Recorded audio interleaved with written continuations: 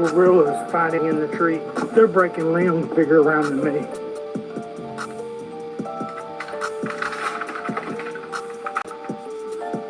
I've never seen anything like it in my life.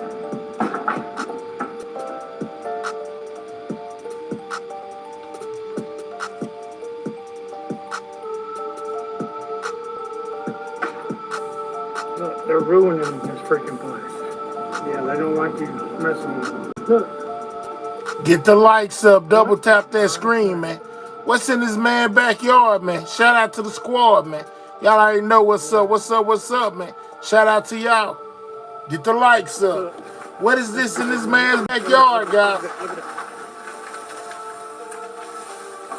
What in Jesus' name is doing this? Oh my God, he just took half the tree down. Something, oh my God. Oh my God. What's up? Hope everybody enjoyed their Christmas break, man. We back. Oh, it's gotta be, I don't even think a bear would have a chance in Hades, and they're doing What this. is in this man's backyard, guys? It's something stronger than a bear. And he is pissed. Yeah, that's a healthy tree. About 8 to 10, maybe even 12 inches in diameter that he just broke because he's pissed because I'm getting close to him. I think I'm going to bounce because I think he just hit the ground, which means he's about to face me on foot. And I don't really want to wrestle with somebody that can tear trees down. My God, look at the tree. He just freaking broke in half. Hi, Merry Christmas. Do you guys want to see a video of a man in South Carolina fighting with an alien in his trees? Is it an alien in this tree, guys? What's up? Double tap that screen. Let me know what you guys think. There's clearly something in this man's trees. Hey, what's up, Danielle? Breaks the one tree right in half. Seems to be throwing stuff at him. What's the deal? Apparently it's not a bear, but he's... Anyways, you guys watch. Let me know what you think in the comments. Alien or monkey or bear? Something, oh my God. Oh my God. I hope you can hear this. This sounds like a gorilla. What is this in this man's backyard, y'all? Let me know. Me. Shout out to everybody in the building, man. What's up? I've never seen anything like it in my life.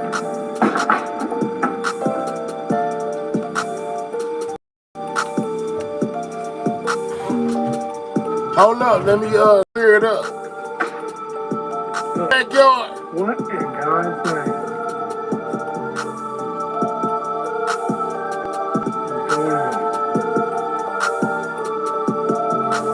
Look, that's bigger than me. Look at that. What in Jesus' name is doing this? Oh my God, he just took half the tree down. What is in this man's backyard? Something, oh my God. Oh my God. What is that? Oh, it's gotta be, I don't even think a bear would have a chance in Hades, and they're doing this. It's something stronger than a bear. And he is pissed. Yeah, that's a healthy tree. About 8 to What is that in this man's tree, man? What's up, Tony Snow? He just broke because he's pissed because I'm getting close to him. Make sure y'all getting them likes up. We in the building, man. Y'all tell me what y'all think is in this man's backyard. Which means he's about to face me on foot. And I don't really want to wrestle with somebody that can tear trees down. Say that whatever it was knocking down whole trees, ripping down branches bigger than he was. You know what I'm saying? You guys want to see a I don't video know of what a it man in is. South Carolina Y'all let me know what y'all fighting think with it an is in alien his his backyard. trees? Shit's getting crazy. Guys, this is a super weird video just got sent to me. Let me know what you guys think. There's clearly something in this man's trees. It breaks the one tree right in half. Seems to be throwing stuff at him. Apparently it's not a bear, but he's... Anyways, you guys watch. Let me know what you think in the comments. Alien or monkey or bear? Something, oh my God. Oh my God. What is that? I hope you can hear this. It sounds like gorillas fighting in the tree. They're breaking limbs bigger around than me.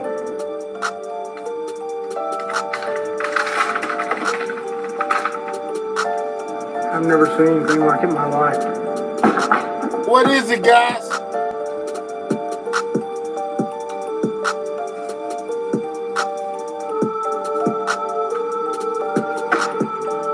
Look, they're ruining this freaking place.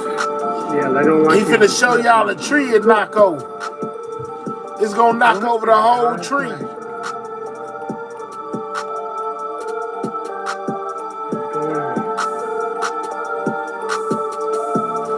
Look, that's big. Look at that. Whole tree right there, man.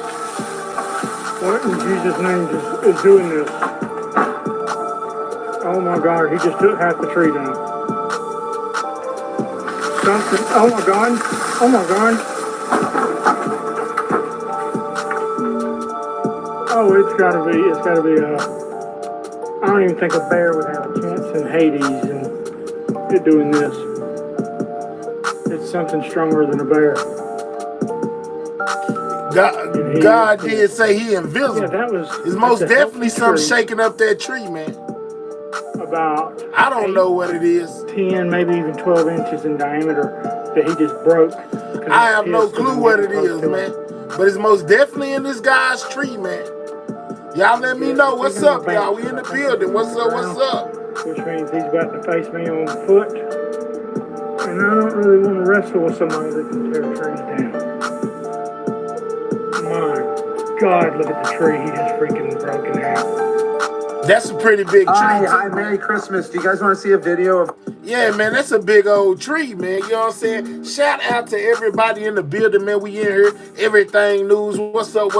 Your boy, my here. Y'all already know how it go, man. I'm in the building, man. What's up, y'all? What's up? Old boy say that he invisible. He may be, but he was most definitely shaking some stuff up. You know, in that tree, man. Had me like, wow. You know what I'm saying? I would hate to come home and look at my backyard and, you know, whole trees falling down. You know what I'm saying? Man, happy Christmas to everybody out there, man. I hope everybody got everything they want, man. We back in the building, man. Everything news. Make sure you double tapping that screen. Make sure you getting the likes up, man. I got some news for y'all on that boy Diddy. You know, on my last live, I read y'all some, I showed y'all a video where they did an interview with a lady that said she won a trip to a party with Diddy, man. You know what I'm saying? And wind up getting touched on. You know what I'm saying? Well, we got the official report. We also got breaking news on that boy Jay-Z. Y'all know that he wanted his accuser to identify themselves. You know what I'm talking about? Or drop the case. Wanted a lawyer, you know, basically to, wanted a judge to basically throw the whole case out, man. You know what I'm saying? Didn't want nothing to do with it. What's up, Gene? The judge closed the door on him. Absolutely. Most definitely did, man.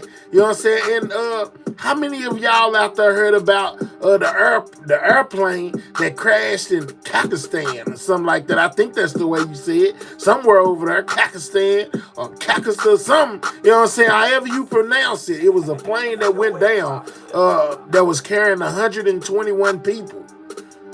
Any of y'all heard about that? What's up, AJ? Shout out to you. Happy holidays. I hope you enjoyed your Christmas. I hope you got everything that you was looking to get. You know what I'm saying? Shout out to everybody in the building. Make sure you double tapping that screen, man. We still in the pregame show. Ain't even started yet. Most definitely get those likes up. Make it match the amount of people in the building, man. We here. What's up?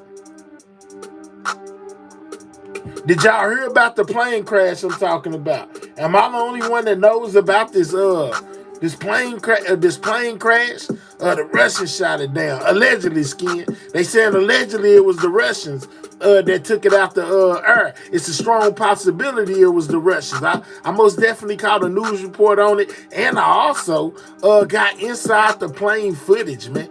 You know what I'm saying? From a guy who was on board the plane before it went down, man. You know, he was incredibly calm. Way more calmer than I would ever be in life, you know, knowing that I'm thousands of feet up in the air, man, and my plane about to go down. This might be my last seconds on earth. You know, he took it like a G. I probably would have been crying like a baby, you know what I'm saying? But he took it like a G, man. He recorded the whole thing up until they got ready to land, man. And ooh-wee, man. Prayers for everybody up that was aboard that plane, you know what I'm saying? I heard that a couple of them may have made it, but a majority passed away, man. You know what I'm saying? It is crazy out here. I thought it was crazy. So many people actually survived. Man, yeah, bro. But hey, you know, in life, when he ain't ready for you, he ain't ready for you. Continue to double tap that screen, man. We most definitely about to get into it. Any of y'all been hearing about that boy Finesse 2 times and FNG King, man? You know what I'm saying? They is most definitely going at it on social media as well. You know, also I give you stuff that's in my title, but I also give you a little bit extra, man. That's just how we do over here. I want to keep you up to date on all the current events going on. What's up, Leticia? You know what I'm saying? Shout out to everybody that's in the building, man. You know what I'm saying? AJ say that is why scared to catch a plane. Man, join the club. I'm just like you, girl. You know what I'm saying? I would hate for them to have me, you know what I'm saying, thousands of feet up in the air and can't do nothing once the engine fail and everybody start tumbling up out the sky. I'm just saying, though, very, very, very, very emotional situation right there, man. All right, let me give y'all a little bit of this, what I got for y'all, man. All right, did y'all know, oh, matter of fact, did y'all know that we allegedly, you know, got the closest we ever been to the sun, man? They actually got video and all this type of stuff of being close as we ever been to the sun, man. Like in a couple of million miles away from the sun's surface, man. They caught some crazy footage of that as well, man. And remember, I was telling y'all about that computer chip that they said was able to access parallel universes. And I didn't know which one of the people had put it out. Check this out. Look at this. All right. So this is that chip I was talking about. You know what I'm saying? It popped up on my feed again. I was able to save it, man. And actually, let's read it. It says, Google claims its new quantum chip may have access parallel universes, man. You know what I'm saying? The computer chip may have access parallel universes. What?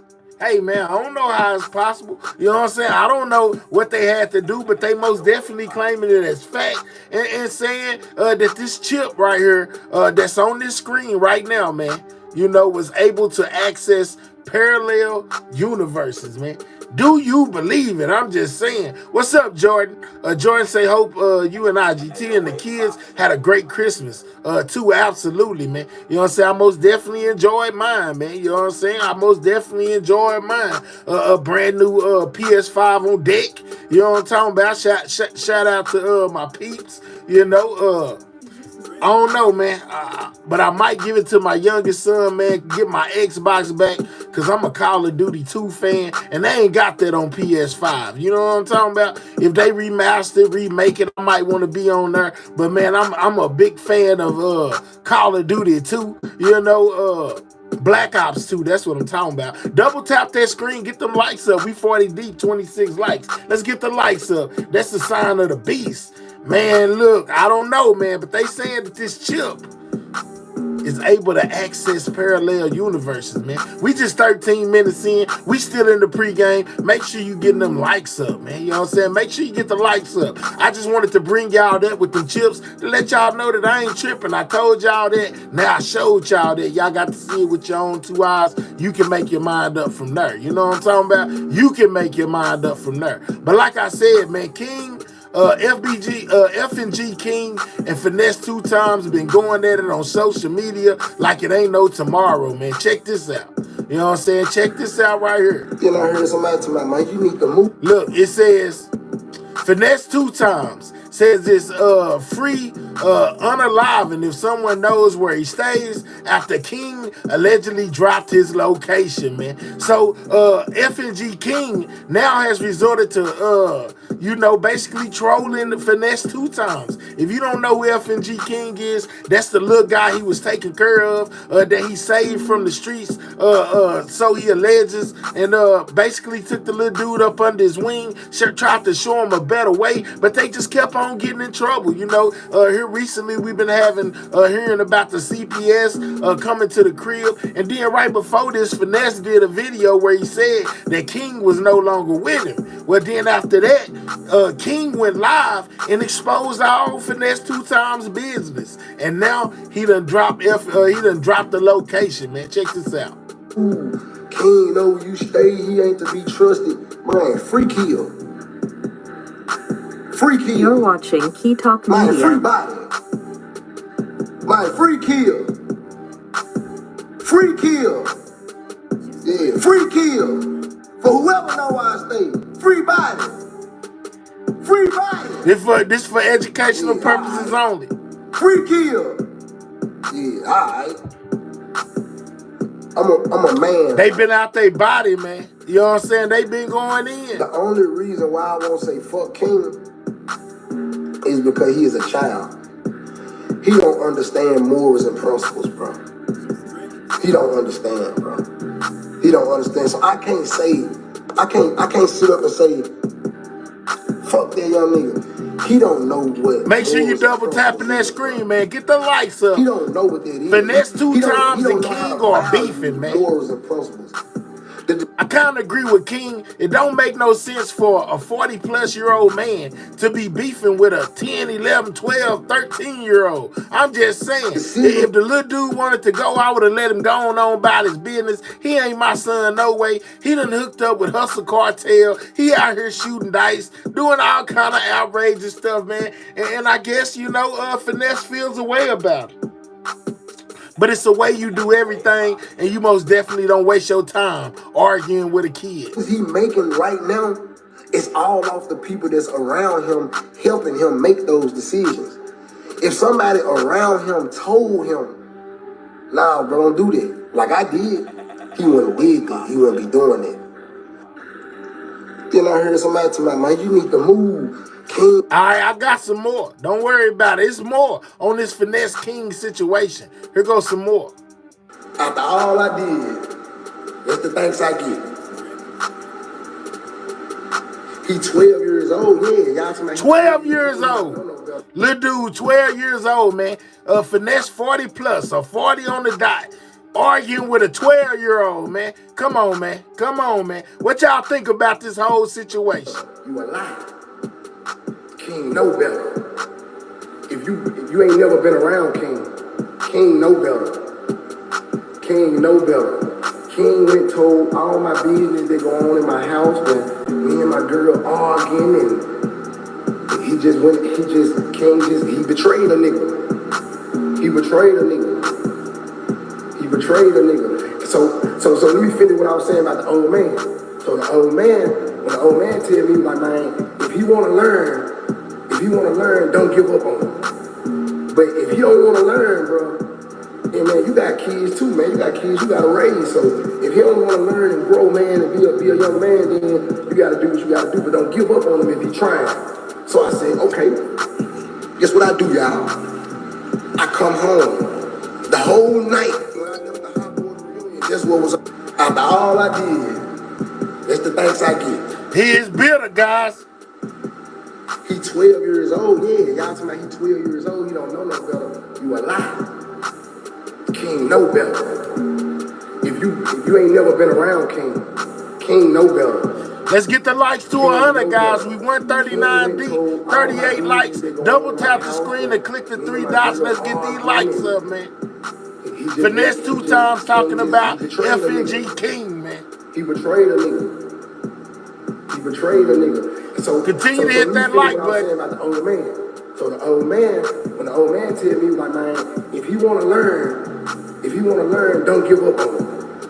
But if you don't wanna learn, bro, and man, you got kids too, man. You got kids you gotta raise. So if you don't wanna learn and grow, man, and be a young man, then you gotta do what you gotta do, but don't give up on him if you're trying. So I said, okay, guess what I do, y'all? I come home the whole night. That's what was it's crazy, y'all.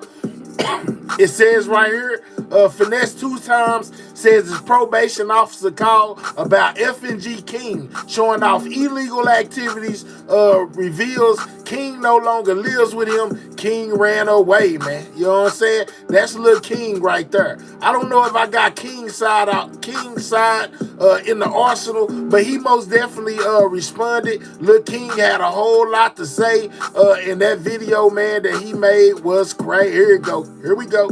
Wow, Let's check it out. 40-year-old man texting me like this. Upload these videos of you saying hustle jewelry and he's watching shit moisture like diamonds and shit. Yeah, you ain't know we had videos too. We got videos of you too. So you can get ready. You're finna go up, y'all. You're finna go back to beefing with a 12-year-old at 40, guys. These videos of you saying, you talking about hustle. Fight that, young nigga. 40-year-old man, bro, texting, doing all this. Look at him, man. I got this how many times niggas done called me, bro. No call ideas, all how many times he done called me, man. You 40-year-old man, and you texting me, talking about this, and you hating on my nigga hustle, man. You don't want to see no nigga, you don't want to see no nigga shine. I get it, bro. That's why God got me, man, and you ain't gonna never make it, man. And I ain't saying it like in a bad way. I hope he make it, I hope it's like be successful. But man, this is the way he texts me. He's very conniving. Wow, man. 12 years old, man. Like this. Upload these videos of you saying 12 years old, man. Hustle jewelry and he's watching shit moisture like diamonds and shit. Yeah, you ain't know we had videos too. We got videos of you too. So you can get ready. You're finna go up, y'all. You're finna go back to now Memphis for bullshitting. Finna go upload these videos of you saying, you talking about hustle. Fight that, young nigga. 40-year-old man, bro. He most definitely got a grown man attitude, man. I got this how many times niggas done called me, bro. No call ideas, all how many times he done called me. He's scared. He 40-year-old 12. man, Let's talk about it. I ain't talk about this, and you hating on my nigga What's hustle, up, man. lovely? You don't want to see no nigga. You don't want to see no nigga. Y'all make sure y'all double tap that screen, man. We need the likes to 100. You don't never make it, man. And I ain't saying it like in a bad way. I hope he make it. I hope it's like be successful. But man, this is the way he texts me. He's very conniving. Yeah, man. Hey, I don't know how y'all feel about this, man. It's Finesse in the wrong, man. You know what I'm saying? Do a lot of y'all feel like I feel, where as if it's like, bro, the dude only 12 years old. You know what I'm saying? Let him go on. You know what I'm talking about? Like, you got your own kids now. You got 2 babies of your own. Take care of your own kids and let kids. I know it may hurt, but sometimes you just got to let them go, man. You got to let them go, do them, be them. You know what I'm saying? He got his own father. He going to choose his own way. You worry about you and yours. That's how I feel about it. No reason why he should be going back and forth with a 12-year-old. Just in my opinion. You know what I'm saying? These little kids too grown too. He has some sense for such a young age. 12. You know, he is basically trolling Finesse 2 times in the ground. I mean, told all his business, just like he said. Said that he went and melted down the mob ties chain that he got from Jay Prince and them. You know, Lil King was most definitely putting Finesse on blast. At 12 years old, got Finesse out his body. I'm just saying, got Finesse out his body, and all you see is stuff of them going back and forth, man. You know what I'm saying? When you get older, he gonna resent me for that. Damn, bro, you I resent my daddy sometimes. Cause he me up. My daddy gave me a gun when I was 13. I told my daddy I needed some clothes for school. You're My watching daddy told me, Media. nigga, you need to sell some crack. Y'all get them lights up, man. Get them lights up. So I understand how they feel, and I didn't want to do that because my daddy telling me them 2,000 me up for the rest of my life. Cause guess what I did when he gave me that gun? Y'all get them lights up. Double tap the screen, man. Click the 3 dots, hit the thumbs up. Crack to wear some clothes. Give me some clothes. When he sold me some crack. And it me up. And now that I'm older, I still love my daddy. Don't get it twisted. Nigga, you me up. But guess what? When he get older, he gonna resent me for that. Damn, bro, you me up. I resent my daddy sometimes. Cause he I heard me about up. that, Annie. You My know, daddy King gave had me a a rough gun when I life was already. 13. He tried to save him. I told my He dad, said he I told tried my to dad save I him, need, man. I Double told my tap that dad I needed screen. some Get the clothes for likes up, school. man. Get the My likes up. daddy We told over me, 300 people in the nigga, you need to building. We need sell to some get the crack. likes right. Click the three dots. Hit the thumbs up. Fuck you talking about. So I understand how they feel, and I didn't want to do that because my daddy telling me them 2,000 me up for the rest of my life. Cause guess what I did when he gave me that gun? When it caught 4 He's robbers. speaking the truth, though. Guess what I did when he told me I need to sell me some crack to wear some clothes, give me some clothes. When he sold me some crack, What's up, Island Vibes? and he me up. And now that I'm older, I still love Yana, my what's daddy. up? Don't get it twisted. Nigga, you me up. But guess what? When he get older, he gonna resent me for that. Damn, bro. So basically, he say he try to keep King on the right path, man. You know what I'm saying? I most definitely got it uploaded on my other channel where he basically says, yeah, man, I did a lot of things I shouldn't have did. I took King to the dice game. I took, this and that. And basically, I felt bad about what I did. So therefore, when I thought about what my dad did to me, I said, man, I ain't gonna mess this young man up like that. No, we ain't gonna do that. You know what I'm saying? We not gonna, be doing none of that. I want to raise you up to be respectful. I want you to raise you up to be a man. I don't want to raise you up to be a hoodlum. I don't want to raise you up for you to be the next statistic. I want to raise you up so you be successful. And King wasn't with that. King want money, is basically what he said. King is only loyal to money, man. It's crazy, y'all. It's crazy. It's crazy. All right, on another note, let's drift over here, man. Talking about these AI, these robots, man. You know what I'm saying? What y'all know about these robots? It says AI technology that lets humans talk to animals in real time, y'all. Now we got the ability to talk to animals using AI, man. Who would have ever thought, man? I'm telling y'all, human race is getting way too smart. We doing too much. We can talk to animals now. You know what I'm saying? You can run up on a bird and have a conversation. What's up, Mo? You can talk to a bird these days. Man, y'all continue to double tap that screen. Get the likes up. We in the pregame. We 27 minutes in. We need 40 more likes on that like button to start the show, man. Let's go. Can we go further with AI? Can we say something more complex? This is your world. This is what's going on around us, guys. Can we, in fact, potentially generate novel vocalizations? And so that's the really exciting part of where we're at right now, getting into the space of generative AI. And so this is an example produced by one of our scientists, Jen Liu.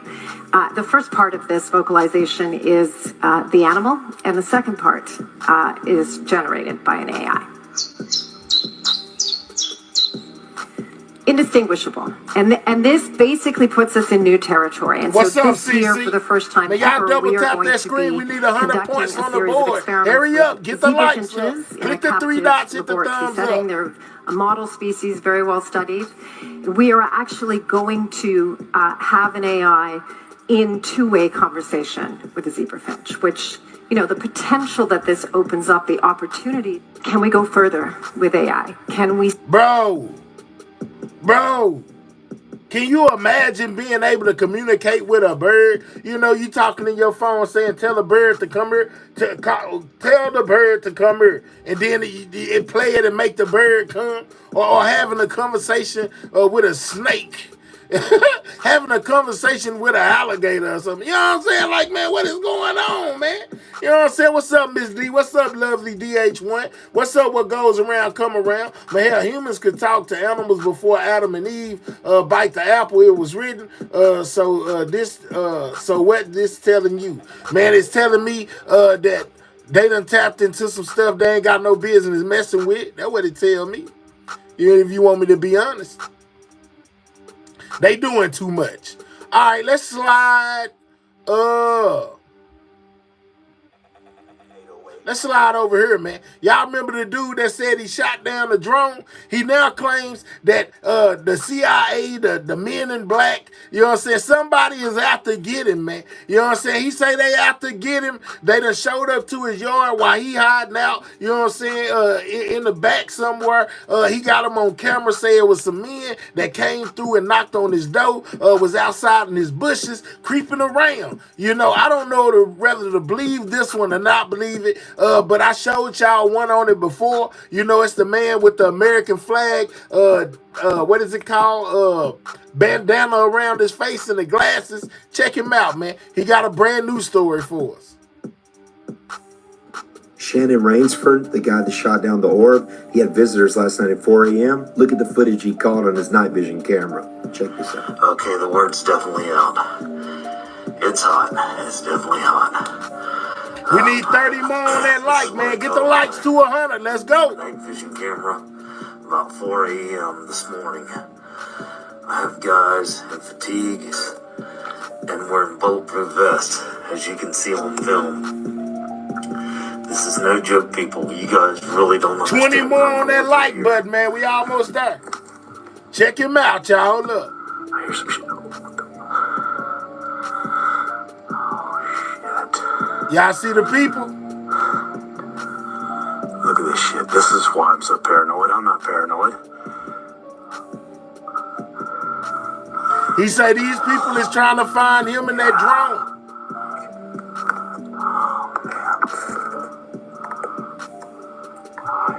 Looks like more than one.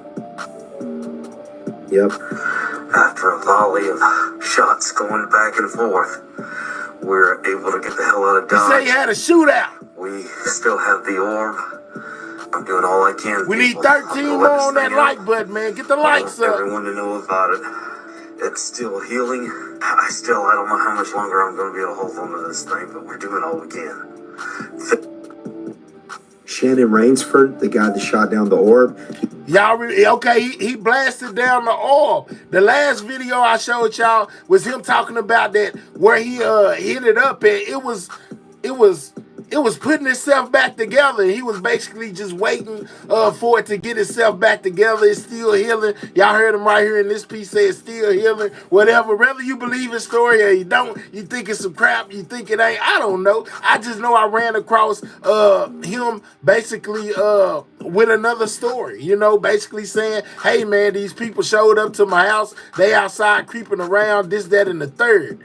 All right, check this one out right here, man. You know what I'm saying? We in the pregame. We need 8 more people to double tap that screen. Tell me what you think about this. It was just confirmed by the CIA that Mars had life right before Christmas. Really appreciate you for the gift. They dropped this document, Mars Exploration, May 22nd, 1984. What they did was take somebody that's an expert in astral projection. For the people that don't know, astral projection is when you have an out-of-body experience and you can put yourself literally anywhere. They gave this man some coordinates and told him to astral project all the way to Mars. The man astral projects to Mars, and he says, I'm looking at an after effect of a major geological problem. They told this man, go back to the time before the geological problem. He claims to see very thin and tall people, megastructures, and carved out canyons and shit. They end up giving this man some new coordinates, and this is what he found. CIA, move now in this time to 80 degrees south, 64 degrees east. Projector, see pyramids. What's up? Shout out to everybody in the building, man. Make sure y'all getting the likes up. Shout out. Got both, and they're huge. It's really it's an interesting perception I'm getting. It's filtered from storms or something. Say that again, sub. They're like shelters from storms. These structures you're seeing? Yes, they're designed for that. All right, go inside one of these and find some activity to tell me about. Different chambers, but they're almost stripped of any kind of furnishing or anything. It's like a strictly functional place for sleeping. Yeah, I don't know, man. They looking for ounces. Some form, I get real raw inputs, storms, savage storms,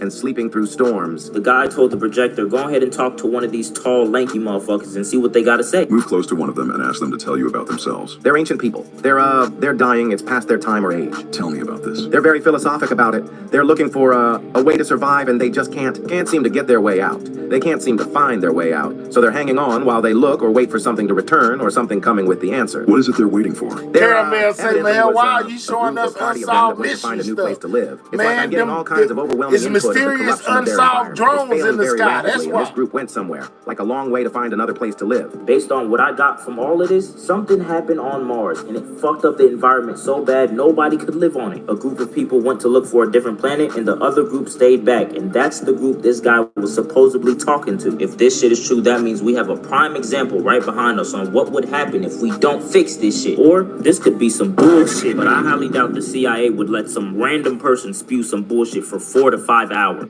It was just confirmed by the CIA that's thorough, ain't it? You know what I'm saying? Said that the CIA, basically did an experiment with some people. What in the entire hell just happened? Oh man. All right, so anyway, God dog, man. Dang. Oh look. It was just confirmed by the CIA that Mars we good. No, we not. Dang. Oh look. It was just confirmed by the. Oh look. It was just confirmed by. Shannon Rainsford, the guy that shot down the orb, he had visitors last. It was just confirmed by the CIA that Mars had life right before. Oh man, that done messed up my whole what's the name? Dang. Oh, all in the business, man. You know what I'm saying? God dog, why I do that? Hold on real quick. Hold up. I gotta get it right real fast. Hold up, y'all. I don't know why that happened.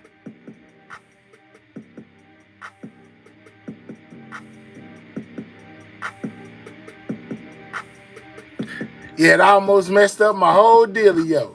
But good thing I know how to bring it back. All right. So I was telling y'all, let's get the show underway. I told y'all that there was a plane crash. Some people are blaming it on Russia. Some people are blaming it on other people. You know what I'm saying?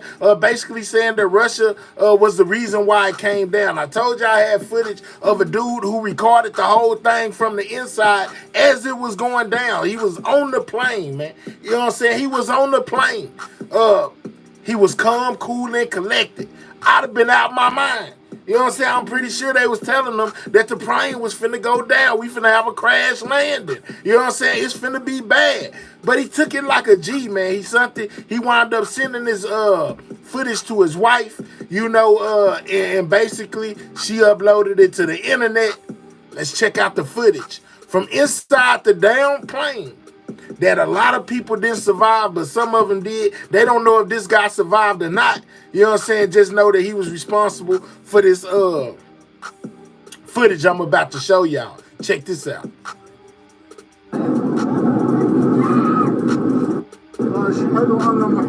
This is inside that plane, y'all. This is what he was seeing. Hold up. This is him. This is him.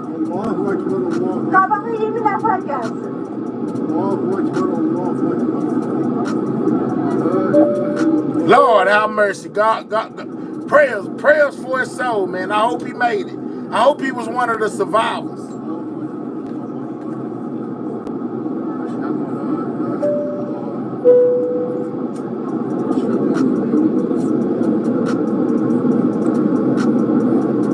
Would you be this calm, knowing that your plane is going down? This could be your last minutes on Earth. Could you see yourself being this calm?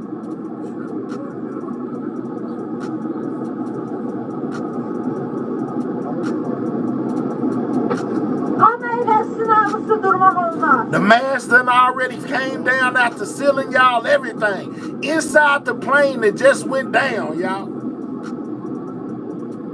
I couldn't do nothing, AJ, but I'd be freaking out. I wouldn't be calm, I tell you that.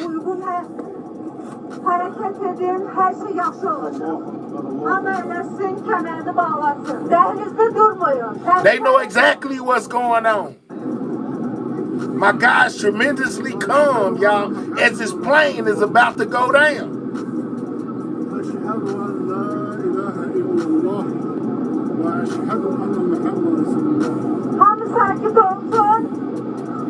This is crazy. It said passenger remains calm and prays before plane crashes. I'd have been out my body, man. Double tap that screen, get the lights up. This is the Kakistan, whatever it's called. The most recent flight that just went down that they said that Russia took out the sky. This is a passenger aboard that plane.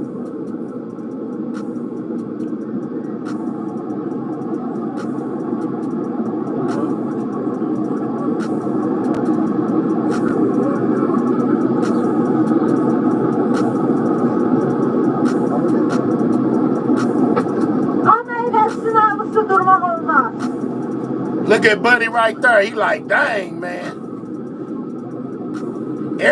Everybody is surprisingly calm, though.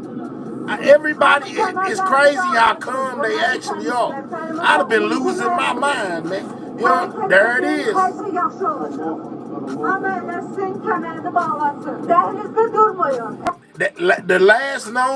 The last known footage of this guy right here, you know, he was most definitely aboard the plane that just went down in Pakistan or whatever the name is, and they said that Russia might have possibly been behind it. This is the plane that he was aboard right here.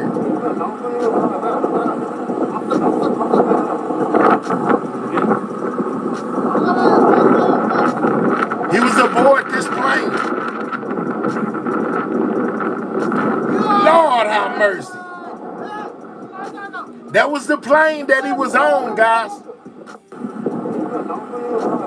Y'all, that was the footage I just showed y'all came from inside this plane.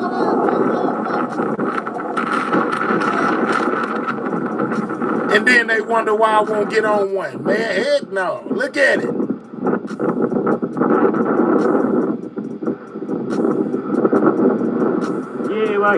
This is for educational purposes, man. Boom! Oh, man. No. Yeah, you couldn't pay me. Look, you know what I'm saying? And when they fall hard, man. Stuff like this be going on.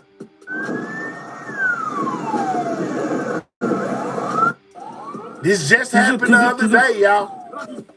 There go the wreckage of the plane. Couple of people survived. They're not sure if the guy that I showed y'all at first survived or not. All right, so I brought y'all that footage. All right, so now I got to take y'all where they tell us exactly what went on with this same plane that I just showed y'all, and they are blaming Russia, y'all. It says U.S. officials early indications that Russian anti-aircraft system may have downed as whatever that word is, airlines plane. You know what I'm talking about? Let's go. Let's find out what happened. CNN early indications suggest a Russian anti-aircraft system may have downed the Azerbaijan Airlines flight on Christmas Day. Now, video you're seeing here shows the this was on Christmas. High speed. Its wheels down as it quickly descends toward the ground, and right there ultimately hits and bursts into flames. At least 38 out of 67 people on board died. 29 others, including 2 children, survived. There's also new video from inside the plane. There go your boy. See, I don't tell y'all no stories, man. Praying in the cabin. CNN does not know if he survived. Questions are swirling around this terrible crash, including why the plane diverted away from where it was supposed to land in southern Russia, crossed the Caspian Sea, and attempted to make an emergency landing in Kazakhstan. And what caused these holes you see right here found in the plane's fuselage? Dang! Yeah, they most definitely done busted it. Look at that. That most definitely some kind of bullet hole or something. Some most definitely took this plane down, carrying 100 and I think 21 or 112 passengers. Only a couple survived. The rest of the people passed away. Double tap that screen, get the lights up. This is what happened. The CEO of an aviation security firm in just a moment. But first, CNN's Nana Bashir takes a closer look at the details of what happened before and after the crash. This is the moment an Azerbaijani plane attempted an emergency landing, bursting into flames upon impact. I'm with you, Annie. Rescuers rushed to the scene, extinguishing the fire that engulfed the front of the plane and pulling out dazed survivors from the wreckage. Out of 60 pulling out, man. Listen, the crazy part about it is some people made it out fully intact. You heard them say dazed passengers. You know what I'm saying? Out the plane. Everybody didn't pass away, but a majority did. Including crew, at least 38 died. Remarkably, 29 people, including 2 children, survived and were taken to hospitals. Questions swirled on why the plane, which took off from the Azerbaijani capital Baku en route to Grozny in Russia, diverted to Kazakhstan. Flight radar Kazakhstan, I told y'all. Flying across the Caspian Sea and circling in the Kazakh city of Aktau before the crash in a pattern. Man, I see Yana down there talking about that's why you can't panic. man, most people don't make it. More people perish than survive when a plane go out the sky. An aviation expert says indicates loss of flight control systems. The crash came shortly after drone strikes hit southern Russia.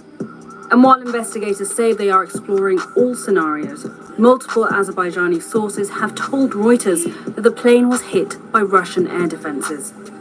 Video verified by Reuters reveals a rare glimpse into the last moments on board the flight. Oxygen masks. Some of these people you see on the screen is no more on Earth. They gone. Then, in another geolocated social media video, the plane appears to nosedive. In the resulting explosion, the plane fuselage is broken into parts, with its rear half miraculously landing almost intact, but upturned. What's up, Douglas? Parts of the plane scattered across a wide radius. Bodies seen covered in blue blankets. Russia and Azerbaijan evacuated their injured citizens, as families in Baku waited to see if their loved ones had survived. For Azerbaijan, it is a time of mourning. A huge moment of mourning, Phil, and a huge moment of tragedy for the family members of those that were killed on board this Azerbaijan Airlines flight. But again, remarkable that there were even survivors following 38 unalive, now, of course, authorities will continue their work to examine what led to this crash, with NATO now echoing calls for a full investigation. Nada Bashir, thanks so much. I want to bring in CNN Pentagon correspondent Oren Lieberman. Oren, a U.S. official said there are early indications that a Russian anti-aircraft system may have brought down the plane. Let's start kind of 30,000 feet. The anti-aircraft systems Russia is using in this area, what do we know about them?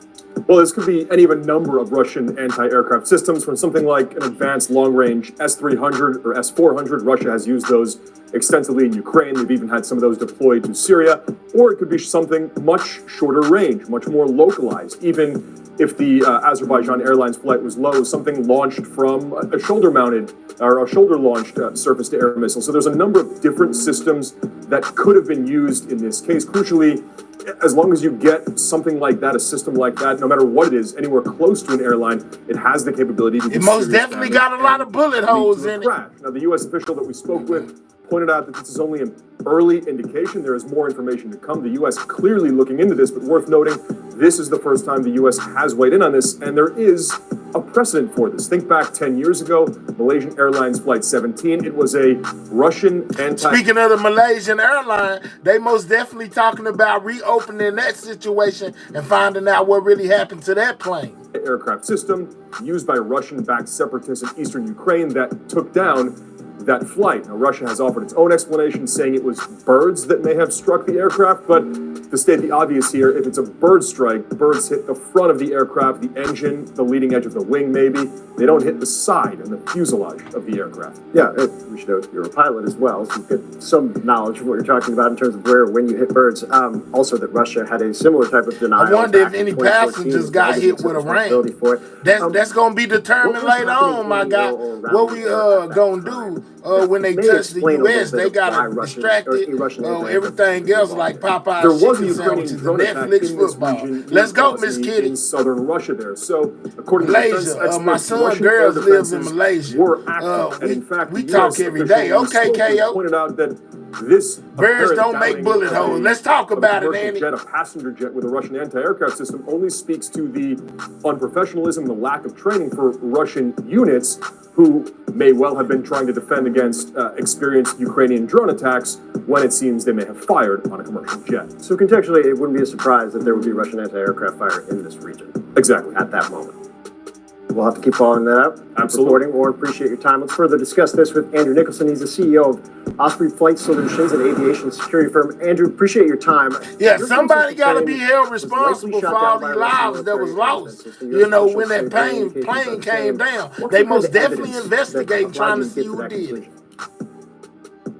Well, the form say, oh well. Already, Phil, I think the type of damage, the fragmentation pattern on the fuselage of the aircraft is a clear indicator that other explanations like bird strike are just not a feasible possibility.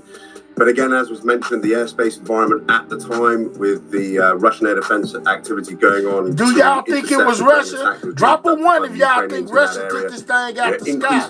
Drop a 2 if you don't think it was Russia. And also Ukrainian International Airlines flight PS752 coming out of Tehran. Well, the form say 1. Yeah, let's so go. All of those indicators will bring us to the family says 1. Ballin says 1. They most definitely believe this possibly was Russia, man. Is their global court? They said something about the United Nations a while ago too. Lulu say he don't think so. Prophet says the CIA. Skin say 1 with a question mark. Well informed. TY say 1. Somebody did something. It didn't just fall on his own. Look at that. So I think the interesting thing is that clearly the initial detonation was not an immediately catastrophic explosion and kinetic impact on the aircraft. Now, obviously, the surface-to-air missile system itself is likely to have a proximity fuse, so it blows up. I see a bunch of warns, man. Not actually impacting the aircraft itself, but the fact that King Lions say most definitely won. Potentially for quite a long period of time, enough time to get across. I most definitely heard that too, man. Kazakhstan, demonstrates that citizens' backyard. Okay, block trade. It wasn't an immediate catastrophic impact. Y'all double tap that screen, get the lights up. But I think clearly there was shrapnel damage. The videos show damage inside the aircraft as well as on the wing whilst the aircraft was still in flight. So the impact could well have been on the systems, the hydraulic systems in the aircraft itself, which eventually caused the catastrophic failure and the crash of the aircraft. Are you surprised that the airspace was open? And for people who are wondering, this is a conflict zone. This is a war. I don't think it was Russia, but possibly someone else wanted it to look like it was Russia. Okay, AJ. In your kind of day-to-day, how are you counseling companies or counseling folks who fly in terms of what to be doing or not doing in this space? Yeah, I felt surprised. Unfortunately, I'm not surprised. And this is the sad thing. I think that still there is not enough focus being put on the risk that exists in the airspace in this area. It is an active conflict zone, as you say. There are very how low were they flying for some small shell ammo to hit it? I don't know. They was pretty far up in the sky, man. You know what I'm saying? They way up there. Is quite dramatically increased. We would never say that people don't fly, but what we would say is operate with a proper risk assessment, make sure you understand the environment, and make sure you're taking every mitigation measure you possibly can to maximize the safety of your operations. One of those is to fly during hours of daytime. Most of the activity in this area and most conflicts happen during periods of dark or early morning. So if you can operate during the day, you are look at that, y'all. Look at that. Decreasing the amount of risk you face and mitigating that risk to operation. I'm pretty sure the pilots didn't make it. New today, for the first time, we are hearing from a U.S. official about what may have caused the Azerbaijan Airlines crash in Kazakhstan, killing dozens on Make sure you subscribe to the channel if you new, man. Early indications subscribe. Road to 19K. We at 18.1. We need all the subscribers we can get, record shows small perforations. Somebody shot this plane down. I don't care what nobody say. Them bullet holes didn't come from nowhere. Debris. CNN cannot confirm where they came from. Joining us now to discuss, CNN aviation analyst Miles O'Brien. Miles, good to have you here. So there's been plenty of finger pointing at Russia behind this and questions about whether it was in fact intentional or not. Should it have been Russia? We know there's also a fair amount of GPS jamming in the region that apparently is sort of standard practice, according to Matt Borey of Osprey Flight Solutions. He told me that a short time ago. How could that complicate things, Miles, when it comes to safety and security in the region? Well, we've been over here about 4 months, dog. About 4 months. I don't give a. Yeah, we only about 3-4 months in. What's up with it, Mel One? The Ukraine war. Propaganda, more than likely. Okay, 52-8. Aircraft in question was in heavy instrument bulletproof aircraft. I don't think so. Although the ceiling was pretty I think low the pilot skills bringing it down saved a bunch of people. Of the crew I think so too. An emergency landing there. It's quite doing what I'm doing right now. I don't give a doing what I'm doing right now, bro. That's how. Man, continue to double tap that screen, y'all. Get the likes up. Country and thus fly across the Caspian Sea to Kazakhstan. That's a possibility as well. But there's no question from looking at the wreckage here. Man, y'all, just think, man, this used to be an airplane. Now it's just a piece. Lord have mercy, man. People perished on this plane, man. Prayers for their families, prayers for them, prayers for the pilots. Man, this is crazy. America, that this was an aircraft. You can't pay me to get on one of these, man. Forget that. Some sort of explosion in the tail section of the aircraft. The metals tells the story there. The rest of it, the source of it and all that will come in due course. Miles, as you mentioned, and this has sort of struck me, and I know we have a map that we can put up as we're discussing this next part here, but the fact that this plane then flew back over the Caspian Sea, just that from a simple appreciate it, man. Appreciate perspective. Make sure you subscribe, dog. And then make this sort of circuitous route. Somebody did. That's a bad way to go.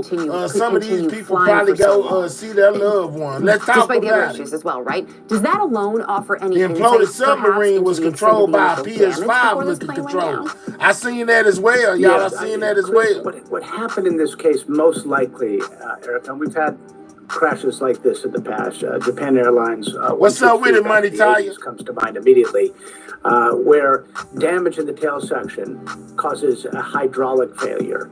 This makes it very difficult. Man, somebody took this plane out the sky. It didn't just fall on its own. Them bullet holes is evidence enough that somebody shot this thing down. Hydraulic pressure. One day you hear, one day you get on. Possible for the crew to fly the aircraft using I pray one day you get on one, man. You pray one day I get on one, Lenise. Look what's going on with them. We talking about one that's just blew up.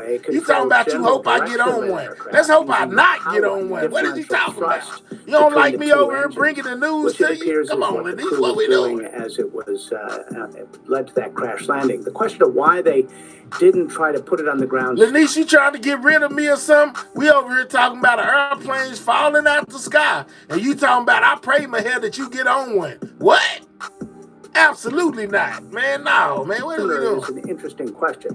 Why would you fly? Low Keys, what is we doing, Low Keys? What is she doing? Flight time from the time they declared an emergency to the crash. Were they concerned about landing in the territory region there of Chechnya? She talking about, yes, you need to travel, Mahel. I travel in a car. It's safer. It's safer in a whip. I catch a train. I catch a bus. I don't need a plane to travel. What are you talking about, man? Come on, man. Yeah, man, if I got to get on one of them, I'm sorry, it's just too far. I ain't going. That's a possibility. Or, as you say, was the GPS absolutely not jamming of their GPS systems, giving them less confidence about flying into ground? Man, if y'all, my moderators don't stop playing with me, we got Libra Baby down there talking about Mahel. Flying is smooth. Yeah, I bet you these people right here, they picking up off the ground. You know what I'm saying? Didn't think it was too smooth. It looked like it was pretty rough. You know what I'm talking about? You see that piece of that plane that's left over? Yeah, that didn't look like no smooth ride to me. It looked bumpy, hard, and deadly. I'm just saying, man, what's going on? Did have a relatively low ceiling of about 600 feet. So those are two distinct possibilities. You see all these helicopters and cars and the blue sheets they was talking about a while ago? Man, it is no. If there was a hydraulic leak, it's not going to get any better. It was in Pakistan. The investigation, right? So given the fact that the plane landed in Kazakhstan, in terms of who will be involved in the investigation, there's an initial commission that's been announced. How much information? Let's talk about it. AJ, absolutely, man. Who is you know what I'm saying? Absolutely. No. That's a difficult question. I mean, the Kazakhs will take the lead on this. That's the way the international treaties are set up. The Azerbaijanis, of course, will be involved as well. The manufacturer Mr. Jozo say Russia was looking for enemy drones. Made in Brazil. Somebody said they that will be too. A party to this as there well. You go. The question: 1.8 miles from Pakistan, at least 38 unalive, 29 survivors among passengers, 37 from whatever that word is, 16 from Russia, 6 from Pakistan, and 3 from whatever that one is. Whether all that will come to light is an open question right now. It's not going to be exactly the way things transpire in whether it's Europe or the United States involving the NTSB and the FAA or ESA. Is there a chance that any of those organizations get pulled in? Libra baby. That's all fine and dandy. That you fly to work, you know what I'm saying? You fly to, that's how you get to you keep on doing that. You know what I'm saying? That's okay. I hope one day, you know what I'm saying, I don't be over. I hope I never have to report on none of your airplanes. You know what I'm saying? Safe travels to you, peace and blessings, all that. You know what I'm saying? But there is a strong possibility, you know what I'm saying, that they be, them things be just falling out the sky. They don't even be knowing why. A bird get in there, you know what I'm saying, whole thing go down. You fall from like, thousands of feet into the air at supersonic speeds to the ground, and the plane blow up and it be nothing left. I'm good on that, man. I'm good on that. I doubt they would. I ain't missing nothing. But you know, there's expertise there, and if there's a real desire to find out what happened, certainly the amount of expertise the Europeans and the United States have to track the source of this down is quite evident. However, there may not be a huge mystery here. There certainly the black box recorders, the flight data recorder, cockpit voice recorder, will likely have been recovered. Looking at the metal, we can see what happened. There may not be a lot of huge mysteries here. It's just a question of whether the culpable party in this case. I am good on that. Yeah, that's such a good point. Miles, appreciate it as always. Thank you. What's up, Jay Stevens? All right, I want to speak more about this now with Evelyn. Let's go, Jet. I am good on all that. You can have all that. Russia, Ukraine, and we need 50 more on that like button. We'll be at 200 on the like, man. Don't be afraid to double tap that screen, hit the like button. We talking about the plane that crashed in Pakistan. Organizations and all the countries involved cooperating on a transparent investigation based on the facts. This is not a perfect world. Russia has a dismal track record when it comes to investigating crashes. When you think of ones where it was involved, like MH17, they still deny to this day, despite the evidence there, that was a Russian. It said I used to skydive twice a week. Yeah, man, how many skydivers' parachutes didn't deploy? I'm good on that too, dog. Y'all keep on playing Russian roulette with y'all lives, you know what I'm saying? And I'm gonna be sitting right here reporting on it all, man. Y'all have fun doing all that. Russian missile that took it down. So how do you judge where we are so far with Russian authorities saying this was a bird strike, whereas reporting out of Baku, as well as a U.S. assessment saying that this was Russian air defenses? Right. I mean, Jim, I think, look, the political dynamics are as follows. This happened over Russian airspace. The Russians launched a war against Ukraine in 2014. Go to work, Libra, baby. I'm going to pray for you every day. You know what I'm saying? Go to work. Aircraft that the Russians shot down over Ukrainian airspace, but it was their Russian fighters. You see that thing? It's upside down. You know what I'm talking about? That ain't how the plane's supposed to land. This thing is upside down. Look. This is upside down, man. Libra, baby. I'm good. Russian equipment in 2014. To this day, they denied that they did it. They have acted incredibly recklessly. They should have closed, in this instance, they should have closed the airspace because apparently there was some Ukrainian drone fighting and back and forth between the Russians and the Ukrainians over that airspace. So most of the outside experts who have seen pictures of the aircraft. You want me to get on one of these things? I'm going to need my own personal parachute. You know what I'm saying? I'm going to need my own personal parachute.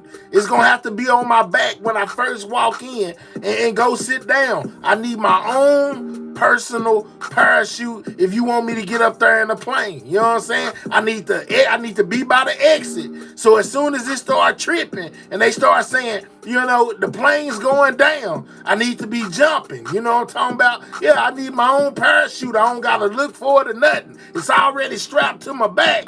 I'm just saying, I feel like I have a better chance of surviving with a personal parachute, you know what I'm saying, than I would grabbing one of them masks and ducking down in the seat. It's over when you hit the ground. The whole plane gonna disintegrate and you gonna disintegrate with it. I'm good. If I can't get my own personal parachute, I don't want to ride. On the ground after it safely landed, noted that there were puncture marks on the aircraft consistent with the use of a Russian air defense system. So it's basically Listen, Annie, I'm not ready to skydive. but I take my chances skydiving before I would going down with the plane. You feel me? You know what I'm saying? I'm going to take my chance skydiving before I will going down with the plane at supersonic speed straight to the ground. No, give me my parachute. I'll take it from there. You know what I'm saying? It got to be a pretty drastic situation for me to use the parachute in the first place, so I just take my chances jumping out the plane. I'm just saying. What if the Cadillac started making planes, Mahel? Would you consider flying on one? Just kidding with you, fam. I wouldn't care if Cadillac made all jets. They made a Cadillac Jets and they was giving away free rides. I still wouldn't get on that it. Russia's at war with Ukraine and didn't close off the airspace here to civilian aircraft that caused people to die. Let's go, Ty. You know what I'm saying? I ain't getting on there, man. They fly too high and it's too far down. If something go wrong, forget that. Responsibility so far, so we'll have to see what happens in terms of an investigation. What do you make of the second piece of this? Because you have an event which caused the pilots to declare an emergency. The theory now, at least a U.S. assessment, an early one, is that initial event was a mistaken hit by Russian air defenses. Then you have this long looping journey over the Caspian Sea, an hour in the air after a crisis is in the air to get to Kazakhstan. How do you explain that? Yeah, that's interesting because this dude, man, wrong example talking about Diddy and Jay-Z got their own jets and they not unalive. Well, Diddy close to being unalive, being locked up. His chances are great. I'm just saying, man, you can't convince me to ride on no plane. If they not passing out parachutes when you first get on, you count me out. You don't know whether it was that the pilots requested the permission to land in Grozny, which, remember, is the capital of Chechnya in the Russian Federation. It is under the control of aircraft need a backup plane. You know what I'm saying? Everyone knows Ramazan Kadyrov. He is essentially in charge, calling the shots. But it may be that either the pilots or somebody intervened to say we don't want to land in the Russian Federation. Of course, that could have cost lives. Absolutely. As soon as you start getting up there, they need to be passing you a parachute, really just in case. Here you go, just in case. Everybody get a parachute, just in case. You know what I'm saying? The aircraft Listen, they should be passing out parachutes just in case. Listen to what I say. Listen to how much sense this makes. You book you a flight. You get ready to get on the plane. As you walking in, they pass you a parachute and say, here go your parachute, just in case. Here go you a parachute, just in case. Here go you a parachute, just in case. So if you want to use your parachute, if the plane about to go down, there you go, a chance for you to survive. And if the people flying the plane, the person flying and the co-pilot need to be the ones going down with the plane, not me. They signed up to go down with the plane and if something should occur. I didn't. You know what I'm saying? I need an escape route. I need to know where the exit is. I need to be right next to it with my parachute on. If people want to go down with the plane, let them go down with the plane and let the pilot and the co-pilot go down with the plane. Me, I'm jumping out the plane. I'm just saying. Azerbaijani aircraft. Relations between Azerbaijan and Russia are kind of touch and go. Man, what you mean? Parachutes are useless at 50K feet. Bro, I seen a dude jump from the stratosphere to Earth, free falling, supersonic speed, and use the parachute. So what you mean parachutes are useless at 50,000 feet? If he can use a parachute coming from the stratosphere, I should be able to use a parachute jumping from 50,000 feet. What are you saying? Right now, they may be better than otherwise, although the government in Azerbaijan is waiting to see what its relationship is with our government, its incoming Trump administration. So that's complicating things, I'm sure. Kazakhstan is a Central Asian country. It used to be part of the Soviet Union. The Russian foreign minister not that long ago declared that Kazakhstan was not a real country. So they view Russia with a lot of nervousness and skepticism, and they're always trying to balance between... Listen to him, AJ. AJ talking about the engine to suck you in. Man, listen, I'm going to take my chances. Quit trying to deter me from jumping off the plane. I don't care. Oh well, if the engine's gonna get me, they gonna get me. The engine's gonna get me before the ground. But at least I tried. At least I tried. At least I didn't just boom. Oh no, man, you know what I'm saying? They gonna be like, my head jumped out the plane, you know what I'm saying? And the engine sucked him in. Oh well. You know what I'm saying? It'll be quicker, it'll be over faster than just falling down the sky. I'm just saying. Absolutely Or not. have the United States, China, and Russia be their kind of partners so that they don't come under control of Russia or China. So the politics are really complicated, Jim. The answer is something we may never really know fully.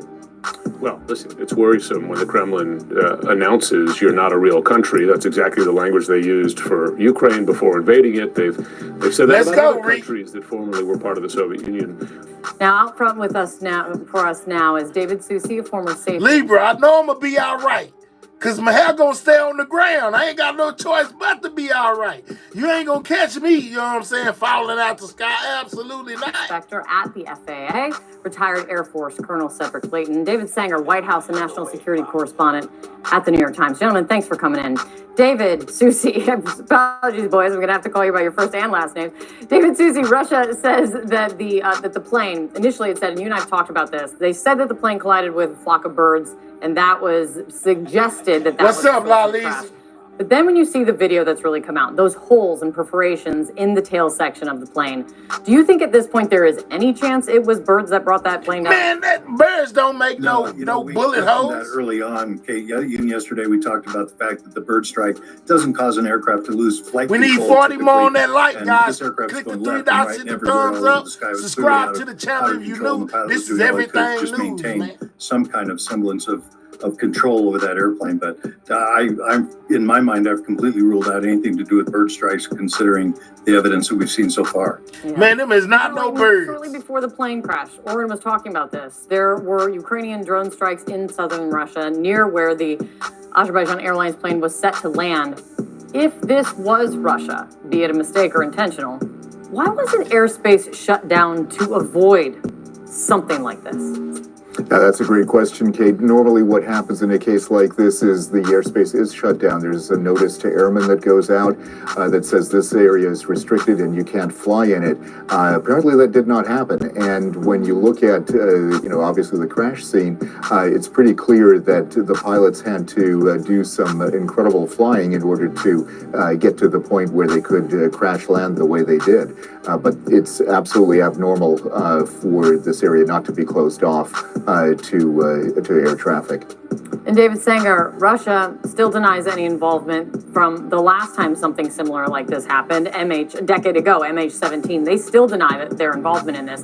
If it is confirmed that it was Russian anti-aircraft that behind taking down another commercial airliner, what would the consequences be of that, do you think? But them Russians, boy, they believe it was Russia, guys. This is them rushing on the ground. David Sanger. Trying to save it. It's over, man. Oh, we just lost the Look at that. We're going to continue to work Lord, on have mercy. getting David Sanger back up. David Susi, what do you think of that, though? Because it was a decade ago that MH17 occurred. They still don't claim any responsibility of it. Do we have David Sanger back now? And David Sanger is back. Marge, whatever your name is, I didn't say they didn't go down like they were supposed to. What I'm saying is this. Give me the option if I want to jump out or not. They can go down with the plane all day long. They the pilots. You know what I'm saying? It's half they fault we going down anyway. Yeah, give me a fighting chance, though. Don't keep me on no box until it slam down into the ground and blow up. Nah, I ain't part of that. If you didn't hear, I will recap really quickly. If this does, I heard that. Then take it and go, David Sanger. Great. Sorry about that, Kate. So in the last case in 2014, there were no significant consequences. It took about a year and a half for a joint investigative committee to come up with a conclusion that it was the Russians.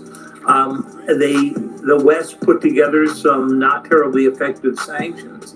And in the meantime, Germany signed the Nord Stream 2 agreement that put a new Russian gas pipeline through to Europe. So the conclusion that Putin had to come to that's sad, man. Look at all that out there, man. A lot of casualties out there, man. Put so many sanctions on Russia since the war began nearly 3 years ago, that it's hard to imagine what more at this point the West would do. So What's other up, than the Tina? public condemnation, I wouldn't expect much of a penalty.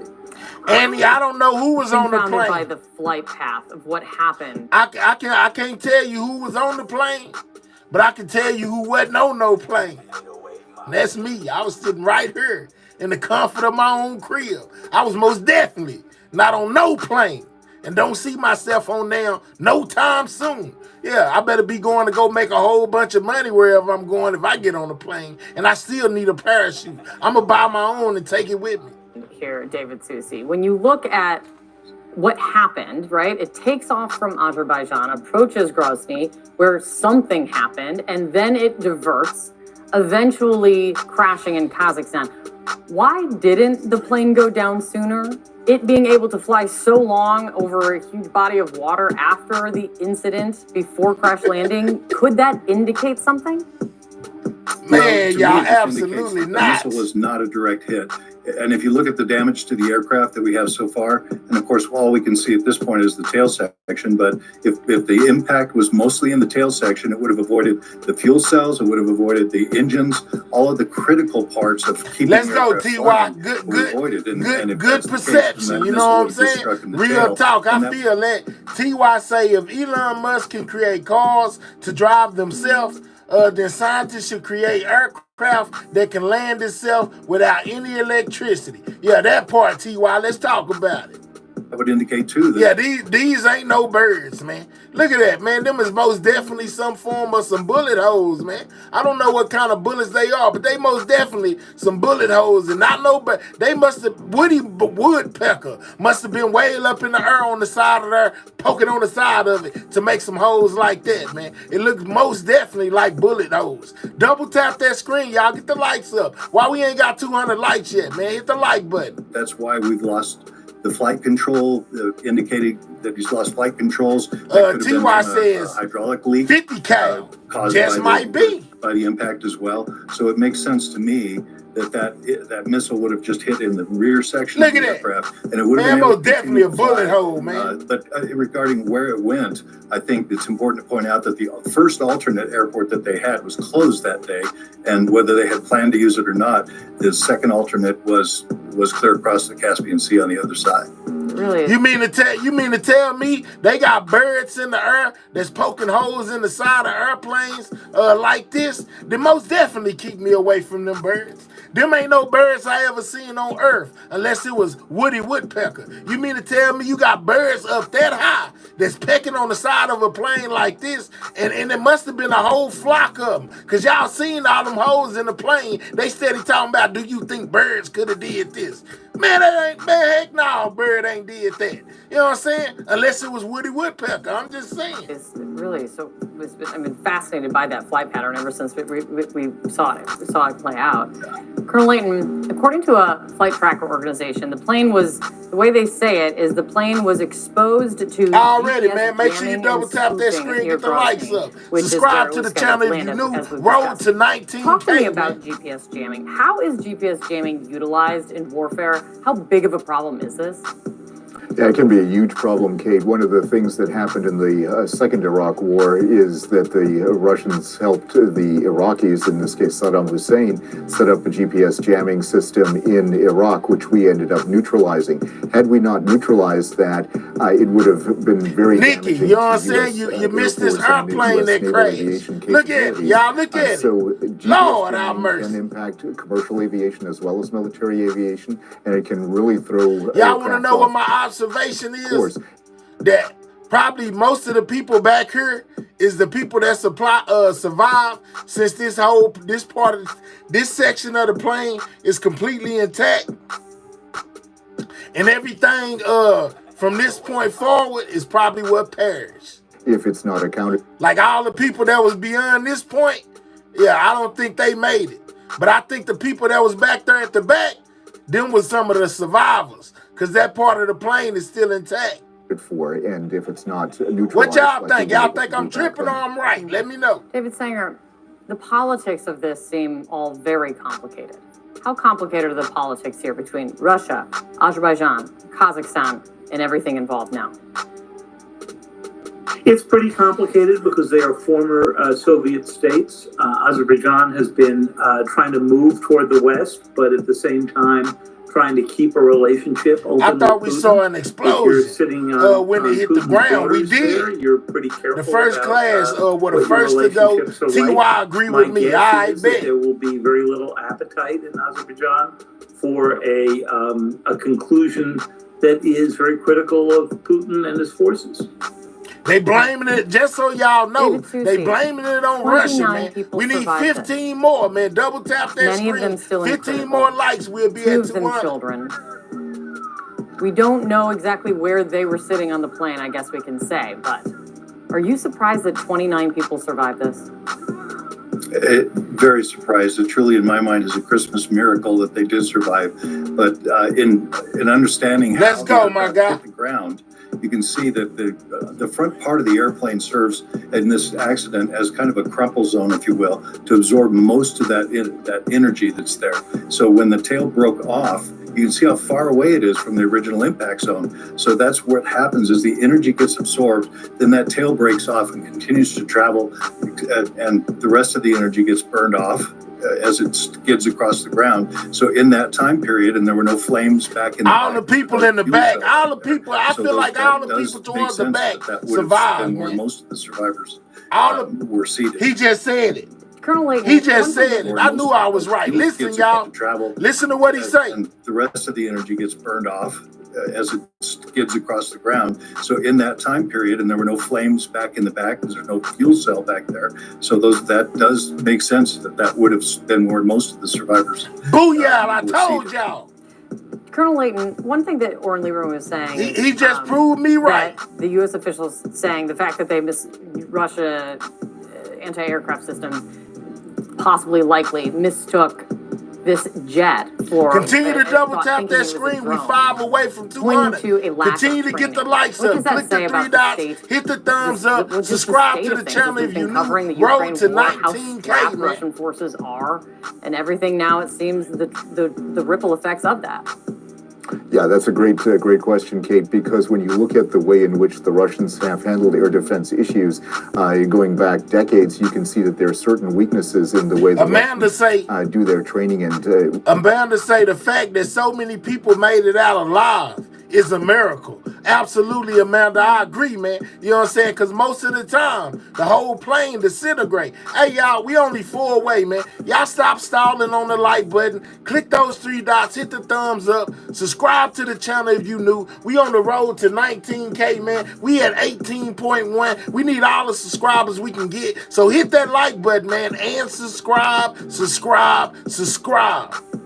really execute operations in the air defense realm. And in this particular case, it's very possible that the air defense operators, the radar operators, and the missile operators mistook aircraft, and that for drones. And that, of course, is a critical element in this. And mistaken identity can obviously cost lives and cause crashes.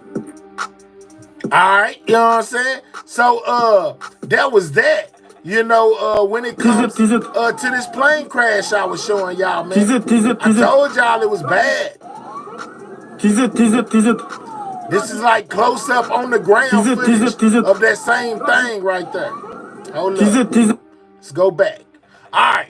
So then we got to jump into some of this Diddy Jay-Z, man. You know what I'm saying? Some of this Diddy Jay-Z as Tony Busby and Jay-Z go head to head. You know what I'm saying? Now, y'all know that Jay-Z was pushing for this whole case to be dropped that they was trying to put against him, right? His attorney did the whole PowerPoint, you know, showing why Jay-Z is innocent, why there was so many inconsistencies in this woman's story, this, that, and the third. They wanted her to either reveal her name or drop her case, right? Well, the judge ruled. Jay-Z survived setback in court as judge rules his accusers his accuser may remain anonymous, guys. She most definitely doesn't have to identify herself. The judge, you know, is basically on the victim side and basically saying she ain't got to tell who she is. Double tap that screen, get the lights up. What are we doing? We 400 deep. We ain't even got 200 likes yet. Click the 3 dots, hit the thumbs up, subscribe to the channel, man. But yeah, man, they saying that she doesn't have to say who she is. You know, and I also seen one where they were saying that that the judge had a few words as far as Jay-Z goes too, when he basically said that she doesn't have to identify who she is. Judge Torres put a chill on the pill. Let's go, Tina. CIA gets credit for everything. This is messed up. She can say whatever she wants. Well, evidently it's looking like she can because they said she has the right to remain anonymous, guys. You know what I'm saying? It was all over social media, you know, when it came to that ruling. I think I might have saved it a couple of times. Look, here go another one. It says, judge allows Jane Doe to proceed anonymously in Jay-Z's touching lawsuit. Also calls out Alex Spiro's tactics. So the judge, you know what I'm saying, what I was just telling y'all, he called out what Alex Shapiro did as far as putting on that whole presentation, this, that, and the third. He did not like that, and basically he ruled that she don't even have to tell Jay-Z who she is. Do y'all think that's fair? You know what I'm saying? Do y'all think that's fair? Is what I would ask y'all. You know what I'm saying? Do y'all think that that's fair, man? That's crazy, man. That is crazy.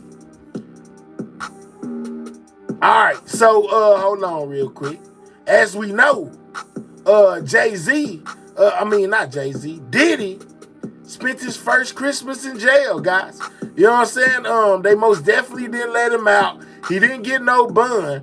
He was forced to sit in jail for his Christmas holidays, y'all. You know what I'm saying? And on top of that, he got some brand new charges, y'all. You know what I'm saying? He most definitely got some brand. It's like every day with Diddy, it's something new. And these days ain't nothing different. You know what I'm saying? Because over Christmas, while Diddy sat in his cell, he was hit with some brand new charges, dog. They done put some more lawsuits out there. Y'all know how I do, man. Let's go get all the facts. We gonna go tap in with these boys at Law and Order because they gonna tell us everything going on when it comes to these brand new cases, man. You know what I'm saying? I most definitely emphasize the Copyright Act of 1976. You know what I'm saying? This video is for educational purposes only, man. Let's take a trip. You know what I'm saying? Over here to Law and Crime and find out what Diddy's new charges are all about, man. You know what I'm saying? Shout out to everybody in the building. Subscribe if you new. And most definitely hit that like button, man. We in here. On the bed, recording the rape on a camera. Meanwhile, cranberry sauce and a holiday trial in May after being denied bail multiple times. There are some things he could do on Christmas Day. It's not the first holiday Combs is spending behind bars. He spent Thanksgiving there too. Just a day before Thanksgiving, federal judge Arun Subramanian denied the defense's request to release the Bad Boy Records founder on bail. In his ruling, Judge Subramanian wrote the prosecution showed clear and convincing evidence that no condition or combination of conditions will reasonably assure the safety of the community. So instead, Diddy spent Thanksgiving with other detainees, and they were served turkey roast, mashed potatoes, mixed veggies, the dealer doing time. Holiday pies. He got to pay for his crime. He is used to spending the Christmas holiday with his friends surrounded by a festive tree. Instead, he'll continue to be surrounded by other inmates. But he could play dominoes, card games, 3-on-3 basketball, and even soccer. The mogul can also expect a traditional holiday meal. My boy say Jay-Z got 99 problems, and this Jane Doe is another one. Let's talk about it. Probably not one prepared by some of the best chefs in the world. According to MDC Brooklyn, the menu for Christmas Day features Cornish hen, mac and cheese, dinner rolls, cranberry sauce, and a holiday dessert. But the lunch menu is reportedly subjected to change. Combs has been behind bars since his arrest on September 16th. Federal prosecutors charged the mogul with sex trafficking, racketeering, conspiracy, and transportation to engage in prostitution, all of which he pleaded not guilty to. But Combs is facing a mountain of legal issues without his federal case. Since November of 2023, he's faced more than 30 lawsuits accusing him of sexual misconduct. Most recently, 3 men filed 3 different lawsuits anonymously accusing the embattled mogul of rape. One of the men claimed he was an errand boy for Combs' Bad Boy Records. That was another thing that took me out, man. The amount of men that's accusing Diddy of doing this same thing too is crazy, y'all. I said, wow, man, not the men too. Diddy was out of control, man. You know what I'm saying? He most definitely was out of control. 2020 at the Intercontinental Hotel in Times Square. Another John Doe claimed he was drugged and raped in 2019 at an after party at the Park Hyatt Hotel. He claimed these are all men, guys. He saw a man and woman sitting on the bed recording the rape on a camera. Meanwhile, the third alleged victim claimed the Bad Boy Records founder and his associates took turns raping him in the summer of 2020 at Combs' Hamptons home. Combs' attorney denied the most recent claims in a statement saying, "These complaints are full of lies. We will prove them false and seek sanctions against every unethical lawyer who filed fictional claims against him." The only one that's been settled was the one that seemingly opened the floodgates, that being Luke talking about he didn't do nothing. Court, then settled a day later. Combs has denied all the He been over some dude that woke up and he said what he was doing to some girl and touched it, but it was he just said, I did this to you. Oh Lord, oh mercy, man. You know what I'm saying? And then the one that did that interview said he woke up and Diddy basically told him to be still. He was almost done. Lord, have mercy. Allegations made against him. Mr. Combs has full confidence in the facts and the integrity of the judicial process. In court, the truth will prevail that Mr. Combs never sexually assaulted or trafficked anyone, man or woman, adult or minor. But Combs hasn't been the only famous name in the lawsuits accusing the mogul of rape. Jay-Z. Last year, Liza Gardner accused Combs and singer Aaron Paul of raping her when she was just 16 years old. That case is still ongoing, and both men denied all allegations against them, and at the time, Combs called the filing a money grab. Last year, a woman using the moniker Jane Doe filed a lawsuit claiming Combs, former Bad Boy CEO Harv Pierre, and another... We know that. We know who this is. Yeah, Lamisha, this ain't you. She was this is the hockey player wife.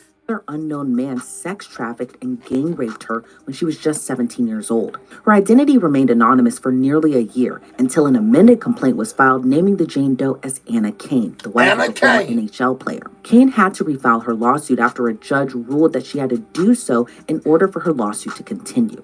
In a statement, Kane wrote, quote, "I had hoped to use a pseudonym in pursuing justice for what happened to me as a teenager. Defendants demand that I use my name was an attempt to intimidate me, but I am not intimidated. I am prepared to proceed and hold accountable those who have harmed me." Combs denied those allegations. In a statement last year, baby all banded, let's go. Enough. For the last couple of weeks, I have sat silently and watched people try to assassinate my character, destroy my reputation, and my legacy. Harv Pierre also denied the allegations, writing, quote, "This is a..." Harv Pierre, that's the one that woman said he was smoking crack. Said that Erica Kane said Harv Pierre was smoking crack. Of fiction. I have never participated in, witnessed, nor heard of anything like this ever. These disgusting allegations are false in a desperate attempt for financial gain. Then this month, another high-profile face was added to a rape lawsuit involving Combs. In October, Texas attorney Tony Busby filed a lawsuit on behalf of a Jane Doe who alleged Combs raped her with another celebrity when she was just 13 years old. In the original filing, Jane Doe claimed this happened at an after-party for the 2000s VMAs. She claimed a driver who worked for Combs told her she fit what Diddy. Maybe so, Ivan. Doe claimed she was given a drink at the party that made her woozy, so she lied down in a room, and that's when Combs entered the room with a male celebrity known as Celebrity A and a female celebrity known as Celebrity B. She claimed Celeb A removed her clothes and raped her while Combs and the female celebrity watched. Then Combs forced her to perform oral sex on him. So this is the one where Jay-Z comes into play. I keep on hearing them bring up this same case. I guess they got all the rights since she didn't have to expose who she was. You know what I'm saying? Diddy a super freak, as he is super nasty. You know what I'm saying? Sean Enterprises. Backdoor special. Let's go, man. Y'all Celebrity A crazy. and B were unknown Shout out for to the months chat, until an man. Double amended tap the complaint was filed screen. by Busby with Sean Carter, aka Jay-Z's name, attached to the filing. Jay-Z denied Already, and thank you, slammed the Danielle. allegations Happy New against Year to him, you as claiming well. Tony Busby was extorting him for money, while Busby claimed Carter orchestrated a conspiracy of harassment, bullying, and intimidation to silence the plaintiff from naming Jay-Z. Last week, an attorney for Carter asked the judge to deny a request to allow the plaintiff to remain anonymous or to dismiss the case. But while Sean Carter fights to get his name off that lawsuit, Sean Combs will remain where he's been in MDC Brooklyn, Thank you, as he Danielle. might have bigger fish to fry right now, like federal prosecutors, as he could face a lengthy sentence behind bars if he's convicted on the charges.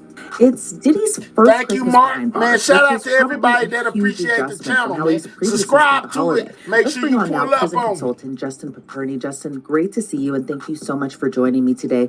You know, it's been 3 months since Diddy has been behind bars. In your opinion, how do you think that adjustment's been for him?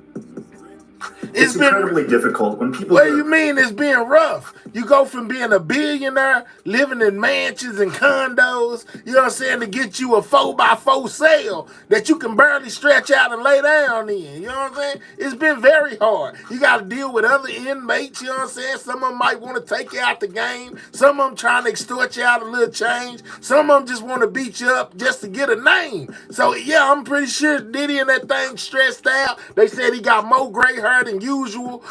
He done got thinner from basically lack of eating because he's scared somebody might put some in his food. You know, I heard a lot of people referring to they might try to Epstein him, which is possible, man. Prison, they want to lay low, get off the grid, but when you're so high profile and a celebrity, and we dissect already, Carlos, shout out to everybody in the building, man. Y'all continue to get the likes up for your boy. Season, which is a time of togetherness, spending time with family, forgiveness.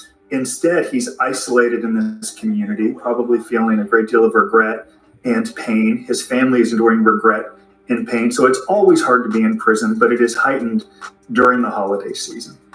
Sure. And with that being, you know, with it being the holiday time, you know, we're seeing things for inmates to do on the holiday, being card games, basketball, soccer. But is this really a bright and shiny picture of how it really is behind bars?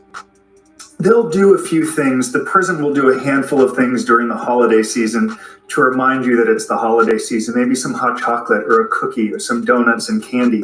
But you're in this sterile, kind of hopeless environment. So despite a few things they do, it doesn't overcome or undo the pain that people feel. Yeah, man.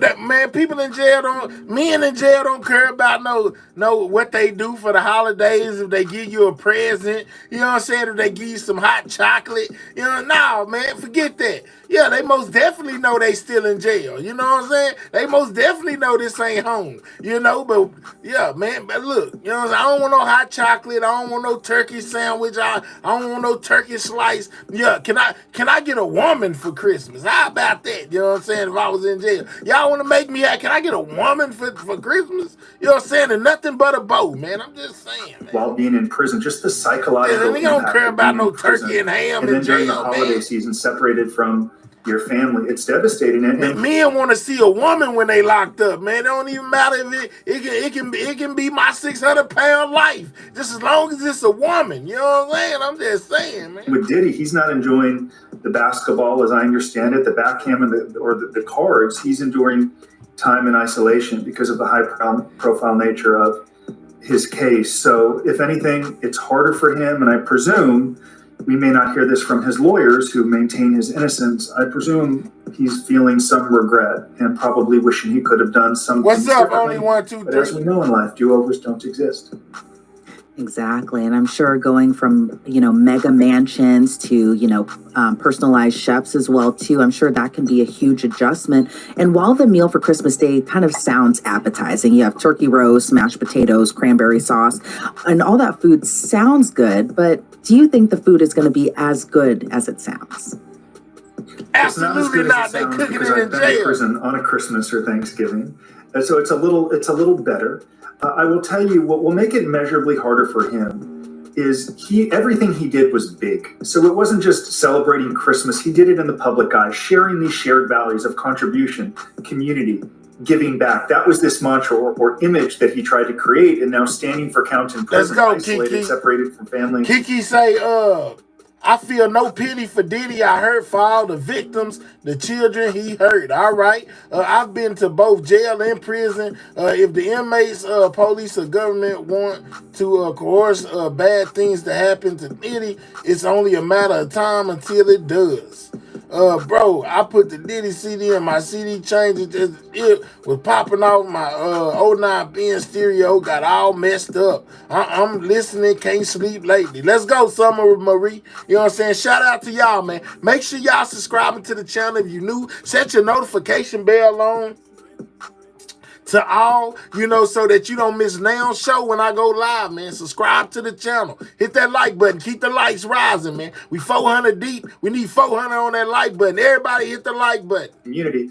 To many, especially the government, it reaffirms it was all a ruse. He was a charlatan. He was a crook. He was a criminal. So besides being isolated, the idea that this public image he had worked for decades to build is crumbling in front of him, it is devastating, which is just why the psychological impact of being in prison is hard, especially during the holidays. And no good meal, I can tell you. Let's get Nathan up out of here, guys. Or get any. Let's get Nathan in time out. That he's feeling. It may feel good for. Don't worry about it. I'll do it.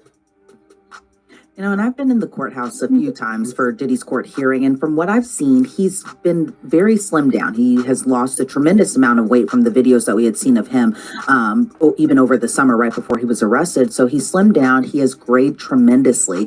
What do you think, has been attributed to his slimmer look? Being that he is locked up, I'm sure there's not a lot of things for him to do, but are you surprised that he's lost that amount of weight? I'm not. He's scared. I'm not surprised he's lost a lot of weight. Most people lose weight. The stress of the environment alone, sleeping less, eating less, not having luxuries that we could take for granted so easily in the community, all of those factors alone are going to compel someone to lose weight pretty easily. I mean, you might not have the best appetite, even if he could eat. So it's very common for people to go to prison and eat or lose weight. Now, of course, some people can put on weight because if you're shopping in the commissary. I ain't gonna lie, though. You know what I'm saying? They talking about boys going to jail losing weight. Man, I done seen boys go in jail, put on weight, and come out looking like bodybuilders. I'm just saying, it's all in how you do your time. Diddy most definitely not happy in that thing, so he most definitely gonna be losing weight. He's stressed out. You know what I'm saying? They might be trying to get him. He got to watch over his back, but don't get it twisted. I knew niggas that went to jail and came out, you know what I'm saying, looking like Arnold Schwarzenegger, the black version. I'm just saying, though, let's be real. There's cookies, there's ice cream, there's junk food, heavily processed stuff. But it doesn't surprise me that he's lost weight, could be dealing with some depression, and it's very common. The longer that people are in, the more weight actually they tend to lose. And then unfortunately, as soon as they come home, I will tell you most people tend to put that weight right back on. Yeah, it truly is kind of a stark contrast from what we've seen months before and then now to now. And oftentimes I think when we see prison shows, we think of, a pod boss who's running the show. Do you think that's the case we're seeing of Diddy, being that he is so famous? Do you think that he's getting special treatment possibly from other inmates? Yes, he is most definitely getting special treatment from other inmates. Listen. You know what I'm saying? Y'all thought because I showed y'all that one day where he had the inmates, they was fighting over doing his laundry and all of that stuff right there, keeping him safe, all this and all that. If you don't think Diddy getting special treatment by them inmates, you out your mind. One thing that I know about anything pretty much in life is money rules the nation. Money moves mountains. Money, you know what I'm saying, to keep you good, especially in jail. You want to know why I say that? Because it ain't nothing for Diddy to tell him, I give you 10 bands, you let me use your PIN number to talk to my people, or if you do this for me, I'll hook your people up on the outside. You know what I'm saying? I'm going to send your mama 20 racks, you know what I'm saying, for keeping these people off my back. You think they ain't going to go for that? Y'all better be for real, man. Ain't nobody touching Diddy in there. He most definitely the tank boss. You know what I'm saying? Just because he got that payola. You know what I'm saying? In jail, you got that payola. You can make stuff happen. Let's be real. Or detainees. I think some inmates or guards could try try to help him or influence him. They most or give him definitely some gonna help. niceties that other prisoners might not get. But I think there's great risk for them because security cares about institution. They do not need any more problems. So I can assure you, memos, there are investigations going on in these prisons, several organizations looking into these prisons. So there is a great deal of scrutiny. So staff, if they value their job, I can assure you, aren't going to cross the line. And if he's smart, it would be in his interest to not take these niceties because if God forbid he's convicted, he's going to want to get the shortest sentence. If he pleads guilty, which might be insane, he's going to want the shortest sentence. What he does in prison to build a record can influence a sentencing judge, right? What he does today, is he reading, is he writing, is he contributing, or is he causing trouble? These are all factors the government will consider. A federal judge will consider, I assure you, because we've interviewed federal judges. Let's go, see. So he's got to lay low. If he says family is his highest value, and proving worthy of their love and support, he will not succumb to temptation and take advantage of things that could make his life a little better because it would be to his long-term detriment, a longer federal prison sentence. And yeah, Combs has also been wanting bail since he was arrested. You know, that's not really surprising at all here. But are you surprised, though, that 3 different federal judges all said no and that he has to stay there until trial? I am not surprised at all. I'm surprised that some people held out hope. When the government alleges of witness tampering and your family's putting out Instagram posts to potentially influence the jury, they allege post-offense conduct of obstructing the investigation. His odds of getting bail were very low had he done everything perfectly. But when the government alleges you're engaging in criminal conduct, they're going to say he's a menace in the prison. Imagine what he would continue to do in the community. So I'm telling you, someone once said to me, I think he's going to get bail. I said, who have you been talking to? No chance, 0. It's not coming. And also, there's been a lot of back and forth between federal prosecutors and Diddy's attorneys about the trial prep and how he isn't getting access to things that he needs ahead of his trial in May. But I want to ask you, what is trial preparation like for detainees in a federal detention center? So I'm not a lawyer, but of course we've had many people in our community, white-collar advice, in prison pending a sentencing or trial date.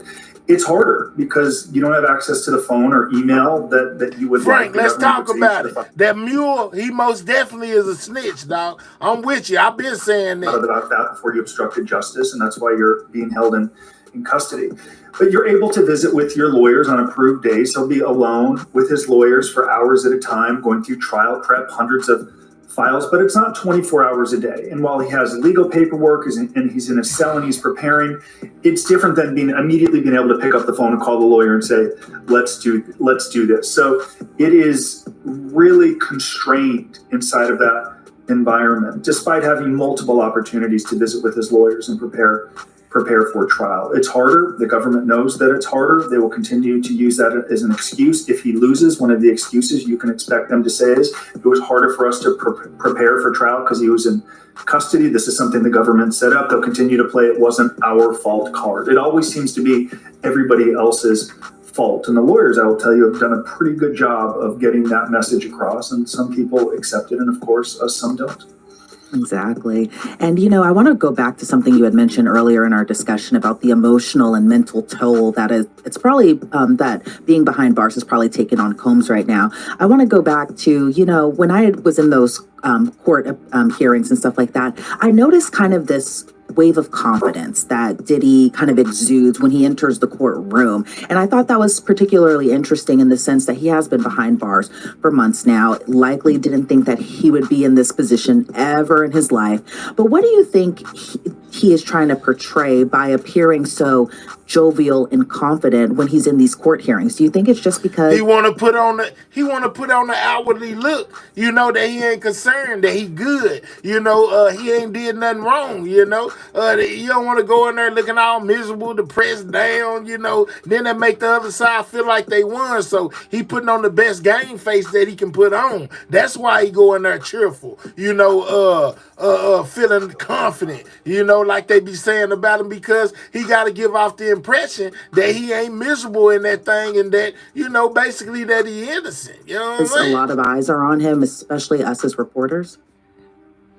I like that Diddy he's is doing getting that. I think his out family and is leaving watching. the He has U.S. children. Let's go, Gregory. I have said when you visit in prison, you can fake it through email. You can fake it when you call home, but your family knows when they visit if you're doing it. Are you disheveled? Are you angry? Are you mad? Are you happy? Are you depressed? Yeah, he got his that poker he's- face you can on, call it Andy. a front, fake it to make it, so to speak. But I like that he's been strong and smiling in front of the family. It's clear that he loves them, that he's thinking of them, and he may be conveying a message to them that we are going to prevail. This is temporary.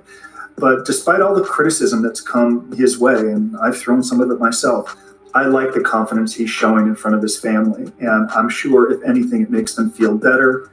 And they can probably answer this question. He's okay. He's getting through it, and he's going to continue to get through it. So I like that.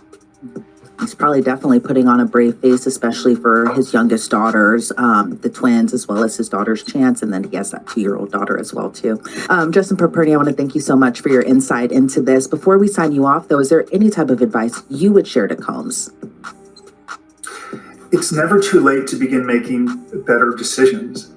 At some point, if he wants to say, I want to get out of federal prison at some point, if he can introspect and try to understand the government's version of events and say, I don't agree with everything, but I agree with some of it. And if he could accept some responsibility, negotiate some plea agreement that could get him out of there at some point, it will be better for him, for victims, for his family. Too many defendants double down. They continue to exacerbate their struggles. And in the end, they get longer sentences. They deal with a great deal of regret while they serve that longer sentence. So I would say what I tell every defendant in the government. Tina, we already know that Cassie is working with the feds. We know this. She gonna be their star witness. Matter of fact, if you don't know, you know the whole federal case that Diddy is facing got everything to do with Cassie mostly, and not really nothing to do with nobody else. Most of the charges that you hear that were brought down against him all come from Cassie, guys. Cassie is the star witness. I'm telling y'all. Investigation. Today's the best day to begin preparing and making better decisions.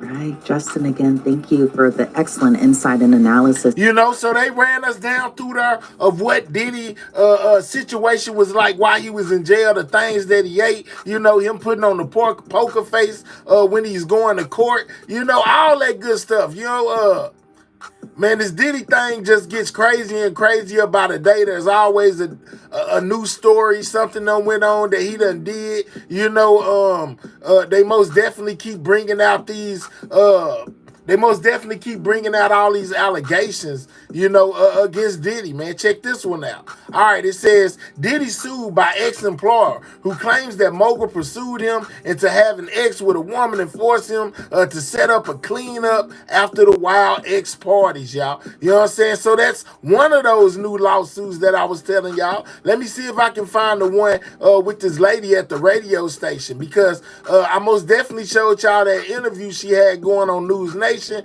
as well as the report of that was filed, you know, basically against Diddy by her, you know, claiming that he did some stuff he didn't have no business after she won the trip, her and her cousin, to one of his white parties that turned into a black party, you know, that turned into something else, you know, that had everybody talking, man. Look, I don't know if I can find, let's see if this one, is this one it? Let me click right here. Oops, wrong thing. I didn't mean to hit that. Let's click right here. Maybe this is the one. Let me see. We continue response to latest round of lawsuit. Mr. Combs has never touched nobody. Hold on. Sued by ex-employee. Okay, that's the same one we just seen. All right, so I told y'all basically what it was. There was in rap, the lady said this when she did the interview the last time. So you know I ain't digging in my nose, I'm digging on the side, so don't get it twisted. But anyway, you know what I'm saying? The lady said that she won, her cousin actually won a trip to one of these Diddy parties. It was supposed to be a white party. It turned into a black party. She took a drink, and she don't know what happened after that. You know what I'm saying? Like, she basically lost consciousness. She don't know what happened. Hey, man, we got to get these lights up. We almost 500 in the building. Only got 240 on the lights. Can 60 good people out there please double tap your screen or click those 3 dots and get the lights up? If you new over here, subscribe. We on the road to 19K. Last time I checked, we was at 18.1. We need all the subscribers we can get. So make sure you liking and subscribing to the channel. channel. What's up, Jim Now 46? You know what I'm saying? We saw you in your nose, my hair. No, I did this and I showed y'all it's a difference. You know what I'm saying? I'm on the side. I ain't going up in there. You know what I'm saying? It was itching on the crack right here. You know what I'm saying? But anyway, you know what I'm saying? All right, so we wasn't able to get all the details from the interview that she said because she said that her complaint, you can read the paperwork, you would know this and that, what happened with her. She's a black lady from Oklahoma, you know, who won a once-in-a-lifetime trip to New York, all expenses paid, there and back, y'all. You know what I'm saying? But the trip turned out to be something horrible, and we finna get into it, man. Shout out to everybody in the building, man. Let's see, what this lawsuit implies that Diddy did to this woman who won a trip, you know what I'm saying, to New York with her cousin to attend his white party that turned into a black party. Let's go. Suit against embattled rapper Sean Combs, a woman claims that she was lured into traveling to an exclusive Diddy party through a radio contest, only to be assaulted and wake up in the hospital. We're going to break down this bombshell new lawsuit for you in the continuing Sean Combs legal saga. This is the newest lawsuit against Diddy, man. I'm Jesse Weber. Continue. We need 50 more people on that like button, man. Well, it's we 500 deep, man. Sean Get the likes up. Lawsuit to break down. And the first thing that I noticed about this lawsuit, which was filed, by the way, in federal court in New York, this is in the Southern District, this is the same jurisdiction where Combs is being prosecuted criminally for federal sex trafficking, racketeering, and prostitution charges. The first thing that I noticed about this lawsuit is that the plaintiff here identified herself. Yeah, so unlike many other lawsuits that Sean Combs has faced since he was first sued by his ex-girlfriend Cassandra Ventura back in 2023, many of these people filed anonymously. In fact, the lawsuit that Jay-Z is facing right now in a joint lawsuit with Sean Combs, that is an anonymous Jane Doe. This lawsuit, this accuser here, has identified herself, and she has identified herself as Latroya Grayson. Latroya Grayson from Oklahoma, you know what I'm saying? Y'all remember, I showed y'all her interview that she did with News Nation, and she didn't give us all the details to her case. She basically said, go read it. She's being represented by Ariel Mitchell Kidd, guys. You know, it's her attorney. Man, I never ended with Diddy. My goodness, double A. It's something every day, dog. So this person sued in federal court, meaning criminally. No, she sued. She is suing in civil court. You know what I'm saying? Trying to get some money. I didn't know Diddy had ever. I thought he was a producer. Let's talk about it. Let's go. Few things to note here. Number one, first of all, for her to come out publicly against Ariel Mitchell Kidd, it's a big thing, right? It's a big thing, not easy to do. Is her attorney again, as we've seen in other lawsuits where you have Jane and John Doe's trying to proceed anonymously in their cases against Sean Combs. This just could be another example. Well, here's another accuser who filed a lawsuit against Sean Combs, revealed her identity. You don't have enough grounds, you don't have enough reasoning for you to proceed anonymously. But also, it seems to me, because you are seeing a number of those lawsuits where the courts have said that these Jane Does have to reveal their identities. Yeah, we know he got federal charges too, Kiki, but those are the ones against Cassie. She may have said, I'm just going to skip that step. If I'm going to sue Sean Combs, I'm going to identify myself. Okay, now let's talk about the lawsuit. When she filed this lawsuit against Sean Combs, she didn't just name him as a defendant.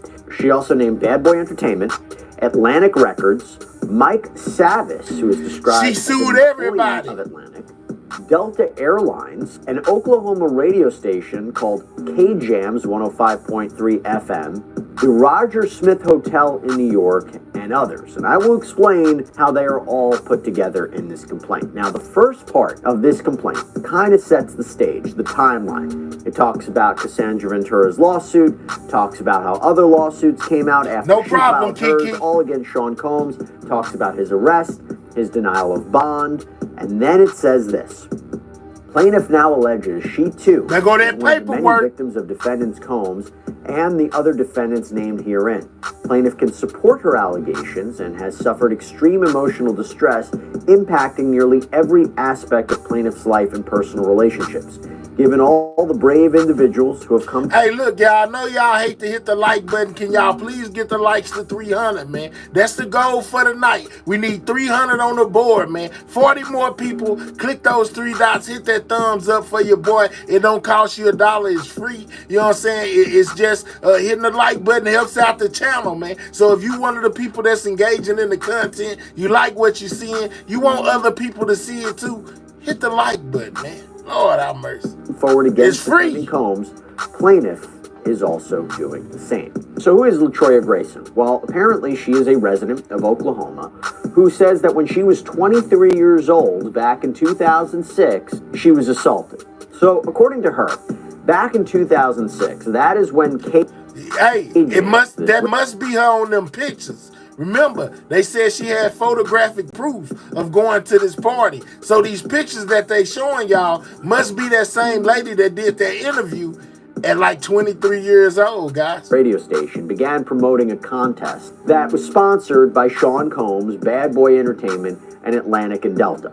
And the contest offered a winner of an all-expenses-paid vacation for two to New York City to attend one of the infamous Diddy white parties. Sounds like a great thing. No, Kiki. The silver ones are just silver. The things that y'all heard about the civil trial with the little people, those are just lawsuits for money, man. You know what I'm saying? They're not federal and civil at the same time. They can be brought into the federal case up under a superseding indictment, but they haven't done that. So right now, the only charges that he's facing in federal court are the ones that Cassie put on him. All that little people stuff y'all be hearing about, the radio station, these dudes, and all of that, that's all silver where people is trying to get money out of Diddy, and it hasn't made its way to federal court. Right? And Grayson explains that she and her sibling entered this contest and her sibling won. That included apparently round-trip airfare. So this gotta be her right here, man. And she's a nice-looking lady, guy. I mean, guys, you know what I'm saying? 23 years old back then, very pretty young woman. It's most definitely possible something might have happened. Hey, man, this is crazy. For the winner and a guest, brought her along. A hotel room, 2 white party tickets, the whole shebang. But Grayson says this wasn't a typical white party. Rather, it turned out to be a promotional party. And also, she says it was really strange because the date was rescheduled without any kind of warning or explanation.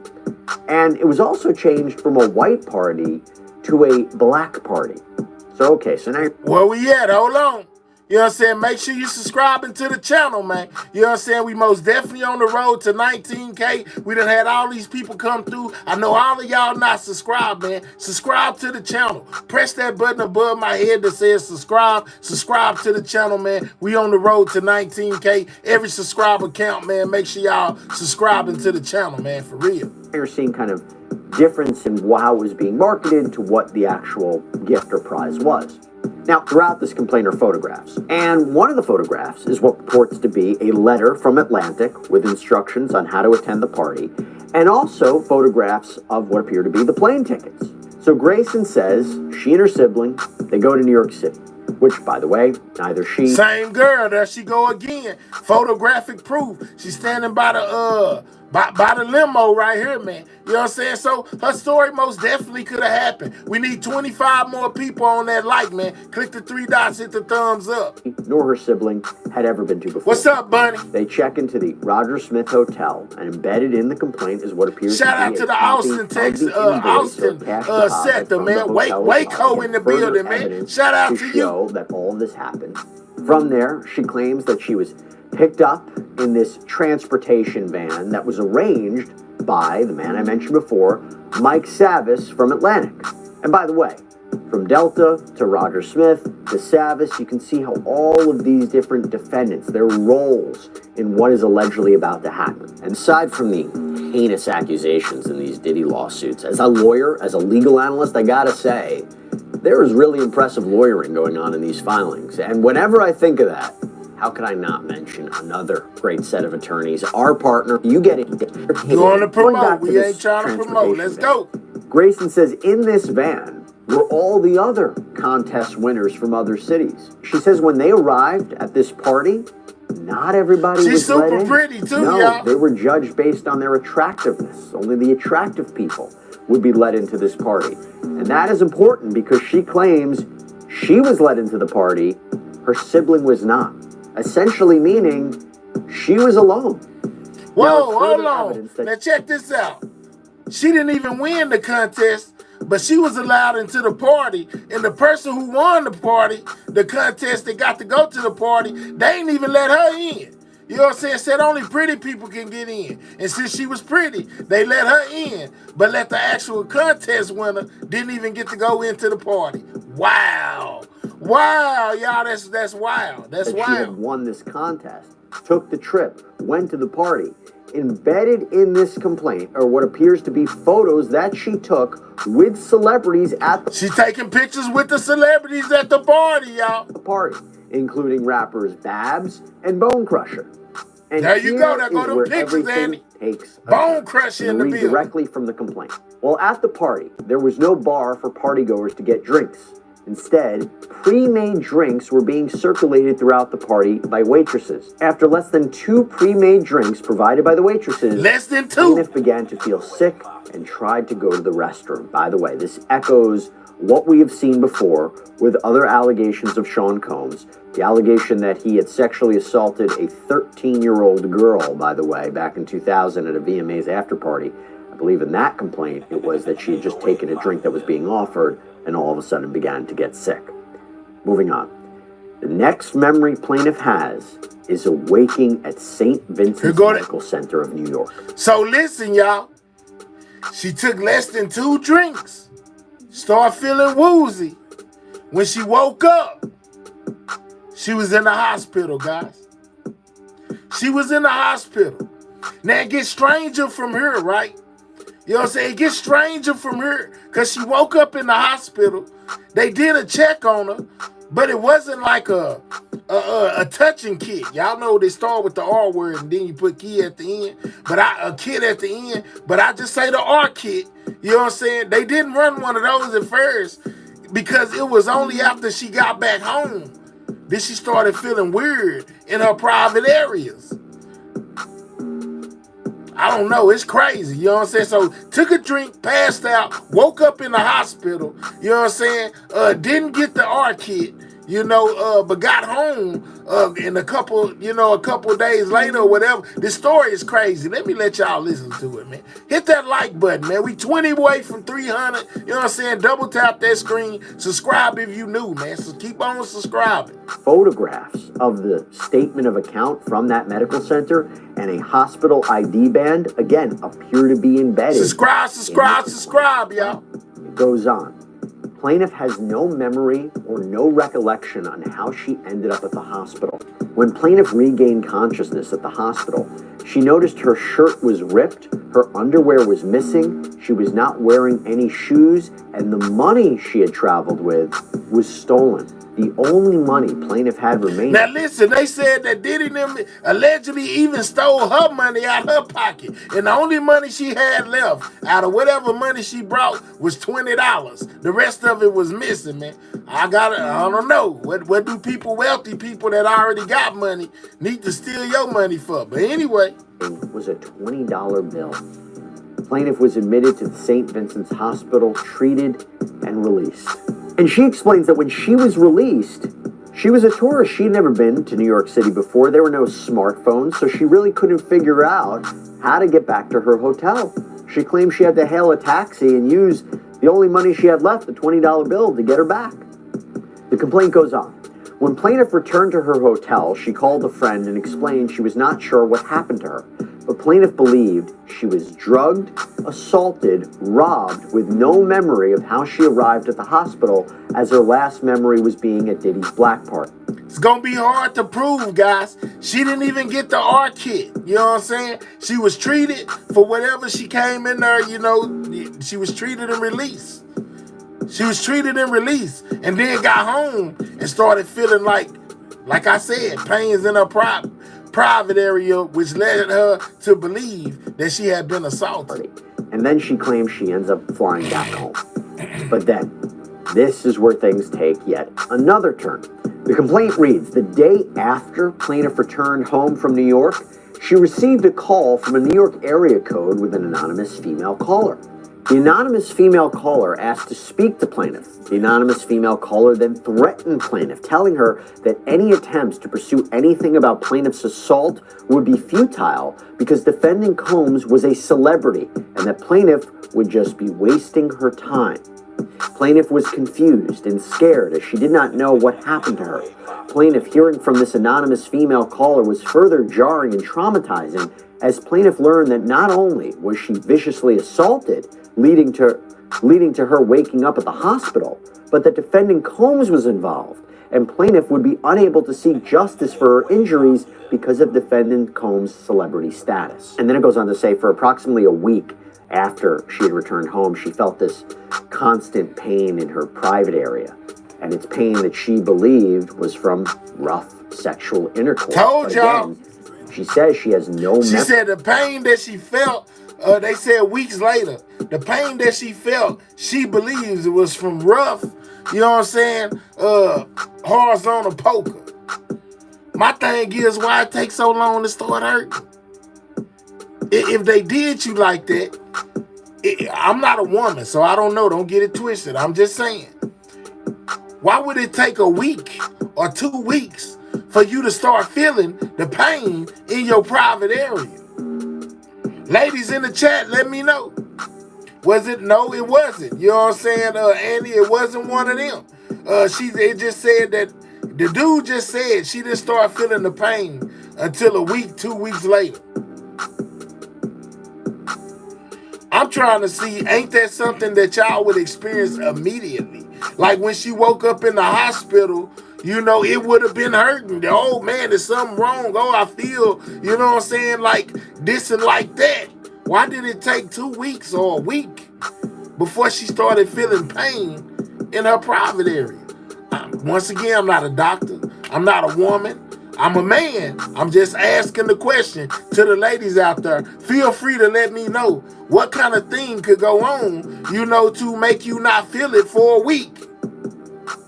Delayed reaction, Island Vibe say, he's arrested for racketeering. Of course, they took his electronics because the hospital gives pain meds and more. Okay, maybe she got a BBL and didn't feel it right away. All right, yes, it would be immediately. That's what I would think, that maybe y'all may numb it up for a few days. Maybe so. Seems like a STD, I agree.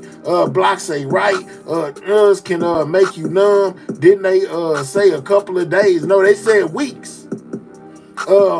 If there was no cell phones, then how did someone call her from NY number? Morphine doesn't last a week. Let's go. As a woman, I do think it might hurt right away, depending on any damage or injuries. Maybe if she got an infection or STD, it might take a couple of days. Someone else said pain med says I typed this. They had a lot of. Okay, when it get pounded, we walk funny. Let's talk about it, Andy. I'm just saying. Andy. That's where I was going with it. You know what I'm saying? If you were putting the groundwork in, she'd have knew immediately. Treatment or otherwise report her assault to law enforcement because she was scared and confused. First, because she did not know exactly what happened to her. Second, because of the threat she received from the anonymous female caller of defending Combs' involvement, and it being a waste of time due to his celebrity status. And then she goes on to explain how, as a result of what happened to her, she suffered from depression, anxiety, she has felt shame, she felt betrayed by all those who facilitated her attending this party, and as a result, she says, she hasn't been able to keep a job or be a productive member of society, that she's experienced intimacy issues. This is a harm component that's important in these kinds of lawsuits. What did you suffer? It's important for a damages analysis. And she says the reason that she filed this lawsuit now, so many years later, is because Sean Combs is currently locked up in the Metropolitan Detention Center with no bond. So basically, she didn't file any charges earlier because she was in fear, you know, but now that he's locked up and she's seen so many other people come forward, she feels better about telling on Diddy, man. That's her excuse for waiting all these years to do something. And maybe, that's true. That's truly how it went. We need 15 more people to double tap the screen, guys. What are we doing? Click the three dots, get the thumbs up. Let's get the likes to 300, man. We've been here 2 hours. We need 300 on the like, man. Hurry up. Hit the like button. Run the likes up. Click the three dots. Hit the thumbs up. It's that easy. Subscribe to the channel if you new. You know what I'm saying? We on the road to 19K. We are now officially at 18.2. Shout out to everybody that subscribed. Shout out to everybody that hit that like button. I most definitely appreciate each and every one of y'all, man. Continue to make those likes go up, man.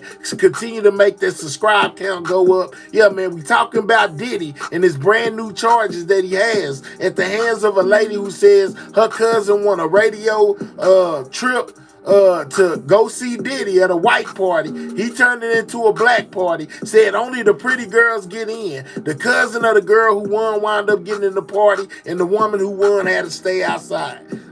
Pretty much where we at. Continue to hit that like button. Continue to subscribe, man. Y'all already know what it is. We need 8 more people on that like button. That she finally feels safe to come forward. Okay, before we move forward, I have a few thoughts on this. First of all, from a legal point of view, the weaknesses in this case, in this claim, are that she doesn't remember anything. That includes not only the alleged assault or what exactly happened to her, but even her meeting or having any interaction with Sean Combs. She is basing this off what someone else allegedly told her. Wow. The hospital visit, the pain she felt, yes, that's important. But can you tie it back to Sean Combs? There is clearly, evidence based on her account, her hospital visit, the pain she felt. You could say that is evidence of sexual assault for sure.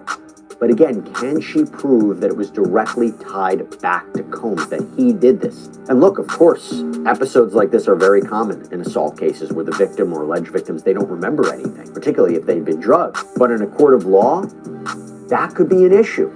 Absolutely. Now, on the other hand, if she is being portrayed as someone who is just making this up to go after Sean Combs, that this is another payday, couldn't she have made up details that were more helpful to her case, that were more beneficial?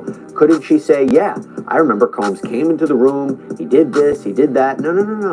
The fact that she says, this is what I remember, this is what I don't remember, and then recounts just this bizarre alleged phone call, perhaps that makes this story even more credible. Plus, on top of the photographs of the different parts of this trip, that will help.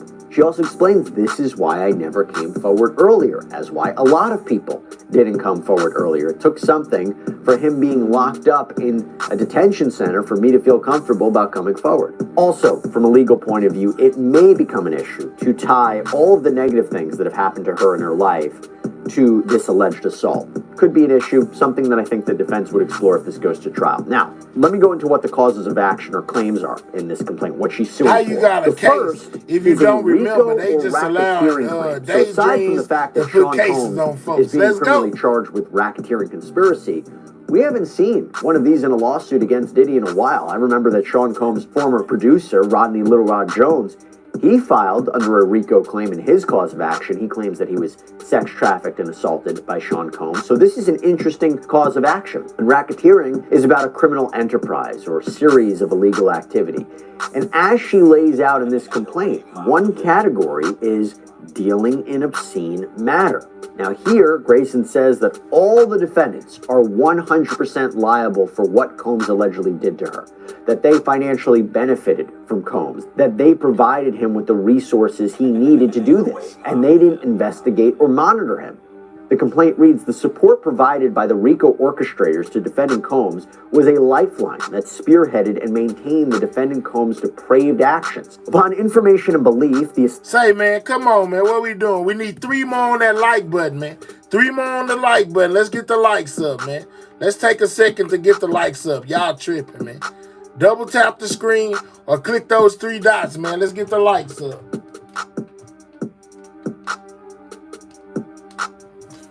We gonna be looking at each other for a long time. Yeah, riding through with a chrome 9. Me and my people never slipping, yeah, we pack on. Yeah, they talking crazy, we lay them haters down. I tell them move around, ain't from my side of town. I'm so throwed like a curve off the pitcher's mound. Yeah, we hold it down, that's where I'm at. Yeah, run up on me tripping, we'll leave you wet. Gotta rep the set, gotta rep the hood, get the likes up. Yeah, it's understood, I'm still in the lag. Boy, I'm gripping wood, try to play a G, I wish a nigga would. Establishment of a business relationship with a prominent record label, Atlantic, prominent common carriers, Delta and Roger Smith Hotel, allowed for a distribution platform for all defendant Combs' business endeavors to disguise his true intentions with overly broad and vague in nature descriptions of activities. Defendants knew or should have known that defendant Combs had no intention to utilize the resources he received for business-related purposes, and they did not put any mechanism in place to ensure that their resources, specifically their publication, were not being used for any illegal activity. Defendant's willful blindness resulted in plaintiffs suffering the you can't go wrong with the paperwork. And there was this idea that the criminal enterprise, these activities cross state lines. And it reads, the defendants have unlawfully increased their profits by luring and deceiving individuals such as plaintiff under false pretenses for defendants' personal desires, deviances, and gain. That there was a common purpose to enrich themselves at the expense of people like Miss Grayson. And all the defendants were direct participants in this fake marketing scheme surrounding a safe and fun party for people to attend. But Grayson was allegedly abused there. This was their fault. This was all an illegal conspiracy or agreement. And she even claims that there were multiple acts of wire and mail fraud as evidence of this enterprise by distributing marketing materials and contest instructions and secure wires and cash payments, all to, again, allegedly lure in unsuspecting victims like plaintiff. Now, as part of this claim, Grayson is not only seeking a variety of damages to compensate her, but also, and this was interesting, she is requesting that she be granted an incentive or service award. So we usually see this in litigation, particularly in class action cases, where a court will reward a plaintiff for the work that they did in the case, understanding the risks that they took in bringing this case. I ain't even know nothing about assault and battery, negligent hiring, training, supervision, and retention on the part of Bad Boy, Atlantic, and K-Jams for employing people that allowed this alleged misconduct to happen. She's suing for negligence and that everyone owed Grayson a legal duty of care. Shout out to West Seattle, man. Shout out to Texas. That's where I stay. Very kind of broad, all-encompassing claims, either engaging in conduct likely to result in emotional distress, or its conduct is so extreme that it just goes beyond the levels of human decency. And finally, she is suing, and this is the one we've seen before, she is suing under the New York City Victims of Gender-Motivated Violence Protection Act. We've seen this in other lawsuits. And this complaint actually does a good job of explaining what that is. So this law created a 2-year look-back window from March 2023 until the end of February, March 2025, for survivors of gender-motivated violence to sue their abusers for claims that would otherwise be time-barred. Sexual assault is a form of gender-motivated violence. The idea here, allegedly drugging and assaulting Grayson at a party thrown for a radio contest winners, is a crime of violence that was committed because she was a woman, and there is a degree of animus towards women, and that is evidenced by a lack of consent. So aside from a plethora of damages for each claim in the award that I mentioned before, Grayson is also in this lawsuit seeking a judgment that declares all the defendants engaged in unlawful practice. California, stand up. Shout out to the Cali. In response to this reportedly $15 million lawsuit, a statement on behalf of Combs was issued to Fox News Digital, and it reads, Mr. Combs has never sexually assaulted anyone or engaged in sex trafficking. Ms. Grayson admits she has no memory of the events alleged in her complaint, does not know who was supposedly involved, and has never spoken to Mr. Combs. Her allegations against him are pure fiction. As we've said before, Mr. Combs cannot respond to every baseless lawsuit and lawyer-driven money grab. He has faith in the judicial process in which fact will be separated from opportunistic fabrications like these. By the way, before we end things, so Grayson is being represented by Ariel Mitchell. This is somebody that we've interviewed here on Sidebar. She is somebody who's represented other Sean Combs accusers. And as you may recall, Ariel Mitchell she also represents Courtney Burgess, who reportedly testified in front of a grand jury, apparently hearing new evidence in Sean Combs' criminal case. Burgess claimed that he had in his possession multiple sex tapes of Combs and celebrities. So this is a big development, another big lawsuit. We will see where this goes. But that is all we have for you right now here. So, you know, he gave us all the details on what really went on with that lady, man. You know what I'm saying? Now, you know, it's a lot of things that make people say, like when it comes down to her not remembering anything, most definitely could hurt her case. Not getting an art kit most definitely can hurt her case. You know, it's just crazy. I'm not saying that it didn't happen, but you waited all these years, and then off inside of your complaint, you say you didn't remember nothing. So really, honestly and truly, you don't know if Diddy did it to you or not. You know, it could have been anybody. You know, I'm just saying, because you don't have recollection of who actually did it to you. So how can you bring a case against Diddy when you don't even remember partying with him or him touching you at all? I'm just saying, I'm not saying that it didn't happen to you. I'm just saying that your case is most definitely going to be hard to prove, man. You know what I'm saying? It's most definitely going to be hard to prove, man. Real talk. All right, we got one more for y'all, man. You know what I'm saying? They break down the Jay-Z situation with him and Diddy, everything they know about that case and everything that might take place moving forward. Y'all know they got that joint case together where the lady went on, I think it was CNN or NBC, did an interview, had inconsistencies in a story. Jay-Z lawyer went and did a whole PowerPoint like he was, you know what I'm saying, in court, but he was just doing an interview for TV. He done been on all these channels, you know what I'm saying, when it comes to the news, talking about this whole thing. They kind of run us down through there on everything they know and all the latest developments on this case. Remember, I just told y'all earlier and showed y'all where it said that Jay-Z's accuser, which is the same one who put the celebrity A and B where everybody thought it was J-Lo. All of that is tied in together, and it got Diddy on it. Basically can remain anonymous. She does not have to disclose her name or any information about herself. Let's go.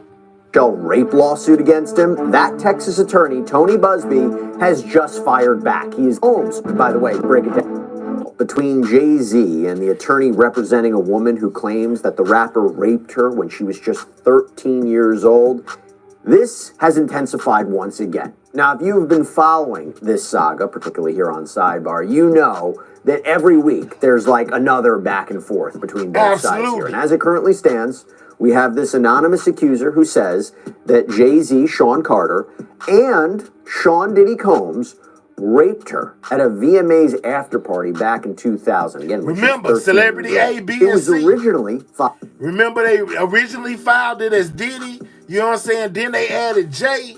You know, and then they said that Celebrity B, which was a female, sat back and watched all this go on, and that's kind of how J-Lo got brought into all of this, because at that time Diddy was dating J-Lo, and yeah, man, everybody speculated that 9 times out of 10 it could have been her that sat back and watched what happened to this young girl. It's crazy, man. Let's go. Filed in October against just Sean Combs, and I should also say, it only identified this alleged accomplice as Celebrity A. But then Jane Doe filed an amended complaint a few weeks back that says that Celebrity A is actually Jay-Z, real name Sean Carter, and he is now a defendant in this action. I'm talking one of the richest people in the entertainment industry, okay, one of the most well-known. Also, I should say that the amended complaint, it still lists a second alleged participant, not a defendant, but a second alleged participant, Celebrity B, a female celebrity who's accused of watching this, being a witness to what happened, and she's only identified as Celebrity B, that she was in the room when this alleged assault took place. We still do not know who that person is. But since this was filed, Jay-Z has come out swinging. calling Tony Busby, this Texas attorney behind the lawsuit, a quote, they've been duking it out, guys, with no honor or dignity. Jay-Z accused Busby. If you just now getting here, man, we checking out everything Diddy, Jay-Z. We viewed the plane crash that took place earlier today. We most definitely need y'all to double tap that screen, get the likes up, and if you new over here, subscribe to the channel. We on the road to 19K, man. Make sure y'all clicking those 3 dots, hitting that thumbs up. Get the likes up for your boy. We 500 deep and only got 317 likes. Let's get the likes up, guys. Of extorting him in the lead up to this lawsuit, essentially accusing Busby of approaching Jay-Z, pressuring him to pay over a hefty sum of money, or be, as Jay-Z claims, falsely accused in a public lawsuit. Hey, by the way, we want to keep following this Jay-Z story for you as it develops, and with that in mind, I have to thank our sponsor. No, we ain't thanking no sponsors. Allegations in this lawsuit, and Tony Busby has denied any allegation that he was trying to extort Jay-Z. He said all that he was trying to do and what he was doing. You said what plane crash? The one that crashed in Pakistan, that they thought that Russia was behind taking it down. You have to subscribe to the channel, come back to this video, run it all the way back to the beginning, man, and check it out, because Diddy ain't the only thing I do. Even though y'all see his name in the title, we most definitely cover a lot of news within this segment that we do on Everything News. This is the news you can use, so don't let the title or the thumbnail fool you. That's not all we do over here. He was engaging in standard pre-litigation practice where you send somebody a letter in an effort to resolve the situation, particularly through mediation. What's up, Angels? But Busby, now we got to talk about him. He just filed, and this is what we're going to get into, he just filed brand new lawsuit, a response that we have to talk about. And I got to give you some backstory on where this response is coming from. So the controversy here stems from this. The fact that Jane Doe, this anonymous accuser, sat down for an interview with NBC. Now remember, she claims at 13 years old, she got dropped off at Radio City Music Hall in New York City back in 2000, where the Video Music Awards were being held. She didn't have a ticket, so she wandered around outside, maybe hoping to see a celebrity or two. But who she saw instead was one of Sean Combs' bodyguards, who allegedly told her to come back later that night. He'd take her to a home where Combs was throwing an after party. And when Jane Doe gets to that party, she believes that the drink that she was given was laced with drugs because she started feeling woozy and disoriented. And she says when she went to find a room to lie down in, that was when she was assaulted by both Combs and Jay-Z. That's what she's alleging. And again, I should also tell you that Sean Combs has also denied these allegations as well. But when Jane Doe spoke with NBC News recently, she acknowledged that there are parts of her stories that, yes, they have some inconsistencies. Jane Doe was quoted as saying, "I have made some mistakes," but she said she stands by her overall allegations and says, look, this happened 24 years ago. Of course, some details have been lost to time.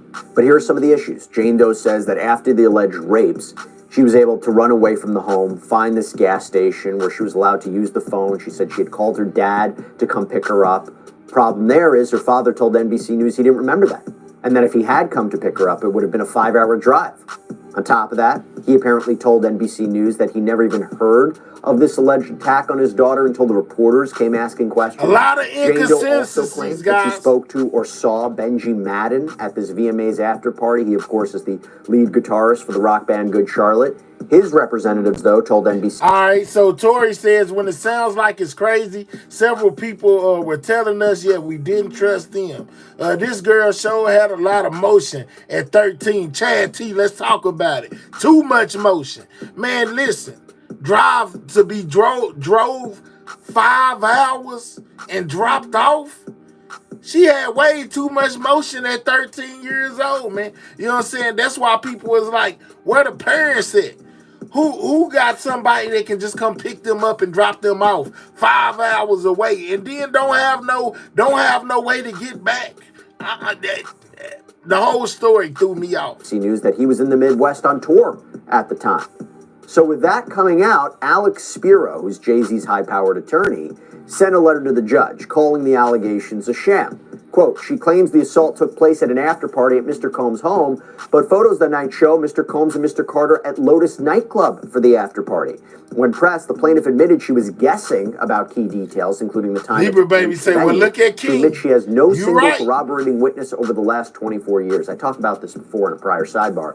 It is possible, if you take her allegations as true, that Jay-Z and Sean Combs maybe went to a few places in that after party, so we don't know when this other after party where she claims she was assaulted took place. But again, this is problematic for her, right? The fact that her father can't back it up, the fact that the Benji Madden incident, there was also an incident that she called a Jumbotron, but there's been evidence to suggest there wasn't a Jumbotron. So there's holes in this story. Now, NBC News, they did report that they tried to locate this friend who allegedly drove Jane Doe to the VMAs that night, but it appears that person has died. And they indicated that they tried to reach out to this person's relatives, but they didn't really have any luck. Now, Jay-Z reportedly told NBC, this incident didn't happen. And he says, look, but Tony Busby filed it in court anyway. He doubled down in the press, adding, true justice is coming. We fight for victory, not for victory. This was over before it began. This 1-800 lawyer doesn't realize it yet, but soon. Again, referencing Tony Busby. So Busby released a statement defending himself, saying, look, Jane Doe's case, it was referred to me. It's going to be the battle of the lawyers, man. You know what I'm saying? Tony Busby, Jay-Z, head to head. You know, they is really beefing out here, man. You know what I'm saying? Jay-Z sued Tony Busby for extortion. Tony Busby turns around, you know, and puts his name in the lawsuit. Then Tony Busby brings out the person, let them do an interview. You know what I'm saying? Jay-Z get, man, it's so much about the STDs, all type of stuff. If you ain't been keeping up with this, you is missing out, man. You know what I'm saying? Because they are, Tony Busby and Jay-Z are in a, like this, they locked in, man. It's a whole battle going on, man. Jay-Z lawyer is up one right now with that PowerPoint. Jay-Z's lawyer is looking like the winner. Let's go, all right?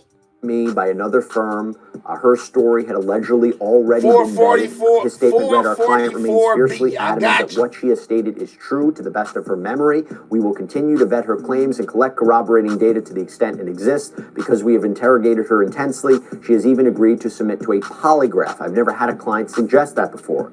And for her part, this unnamed Jane Doe said to NBC, you should always fight for what happened to you. You should always advocate for yourself and be a voice for yourself. You should never let what somebody else did ruin or run your life. I just hope I can give others the strength to come forward like I came forward. And before we go into his latest response, I just have to give you one more piece of background information, because after all this happened, attorney Alex Spiro filed this emergency motion with the court. And he asked that either the case be thrown out completely or Jay-Z be dismissed from the suit. And he also said he wants to ensure that evidence be preserved in this case because he alleged that Busby may actually destroy evidence. So in a memorandum in support of this motion, it reads, this is again from Alex Spiro, Jay-Z's lawyer, the fundamental inconsistencies in plaintiff's case revealed in NBC interview coupled with Busby's breaking news to follow the rules in this case and others creates a substantial risk that Busby will destroy evidence damaging to plaintiff's case, including evidence of his own misconduct. And the memo gives us a scathing summary of Busby's actions and how Spiro's firm believes that Busby has violated what's called Rule 11, that you act so badly in this case, you're a lawyer who acts so badly, you should be sanctioned, you should be punished by the court. I'll explain that in a minute, but what he writes is, rather than conducting his own due diligence to vet his client's claims, again, referring to Jane Doe, Busby merely relied on the purported vetting of another firm, telling NBC Jane Doe's case was referred to our firm by another who vetted it prior to sending it to us. But no one from the other firm signed the pleadings in this case. Busby did. Goes on to say, under these circumstances, it must be assumed that Busby will go to extraordinary lengths to conceal his ethical violations. There is accordingly a significant risk that Busby will seek to destroy documents or other evidence that would demonstrate that he knew or should have known that the allegations in the complaint were false. Okay, so there you have it. That's the backstory. Now, as I mentioned, breaking news has responded. So, in a letter to the United States District Court Judge Annalisa Torres of the Southern District of New York, that is where this case was filed, Busby writes, as with defendant Carter's prior letters filed in this case, It is histrionic in tone, but substantively groundless. Defendant Carter threatens plaintiff with a Rule 11 motion based on questions raised by one single television interview concerning events occurring 24 years ago when plaintiff was... The TV interview, you know, and the PowerPoint got them hot. We need 15 more on that like button, man. We'll be at 350, man. Click the three dots, hit the thumbs up, share the live, tell your people we over here covering Jay-Z and Diddy and all the latest developments that's going on in that case, man. You can never go, we ain't working off assumptions. You can never go wrong with the facts. They got the paperwork, I'm just saying. 13 years old. And he goes on to write, Defendant Carter's threat of a Rule 11 motion is frivolous because it characterizes run-of-the-mill disputes of fact as proof that plaintiff's complaint is baseless. None of the factual issues Carter identifies are sufficient even to grant summary judgment in Carter's favor, much less support Rule 11 sanctions. The fact that the defendant or a potential witness doesn't agree with or recollect the facts alleged in the complaint does not and cannot give rise to a motion for sanctions for filing a baseless complaint. What's Defendant up, Carter's Belinda? threat of an immediate sanctions motion on the first whisper of factual uncertainty is just one more instance of bullying. Nah, I most definitely ain't got no boogers, bro. Calm your little slow self down, dropping off in my chat, you know what I'm saying, typing at me, talking about some super stuff, talking about a dang booger that you don't see. Shut your lame self up. That was the worst joke ever. Boy, go back to the drawing board. Intended to have a chilling effect on plaintiff's counsel, and any potential plaintiffs watching these proceedings. That refers to, of course, any other potential Jay-Z or Sean Combs accusers. So let me break this down for you real quick. First, for a court to grant sanctions under Rule 11, usually monetary punishment, warm up the in a rocket case like ships, that, guys. it is not common, okay? It is rare for a court to do that. You have to be talking about egregious bad behavior. Rule 11 is about a lawyer making false representations to the court, filing a lawsuit for an improper purpose, like you're going on a trip in your favorite rocket ship, zooming through the sky, two-leg and fit, bye-bye. We don't need you.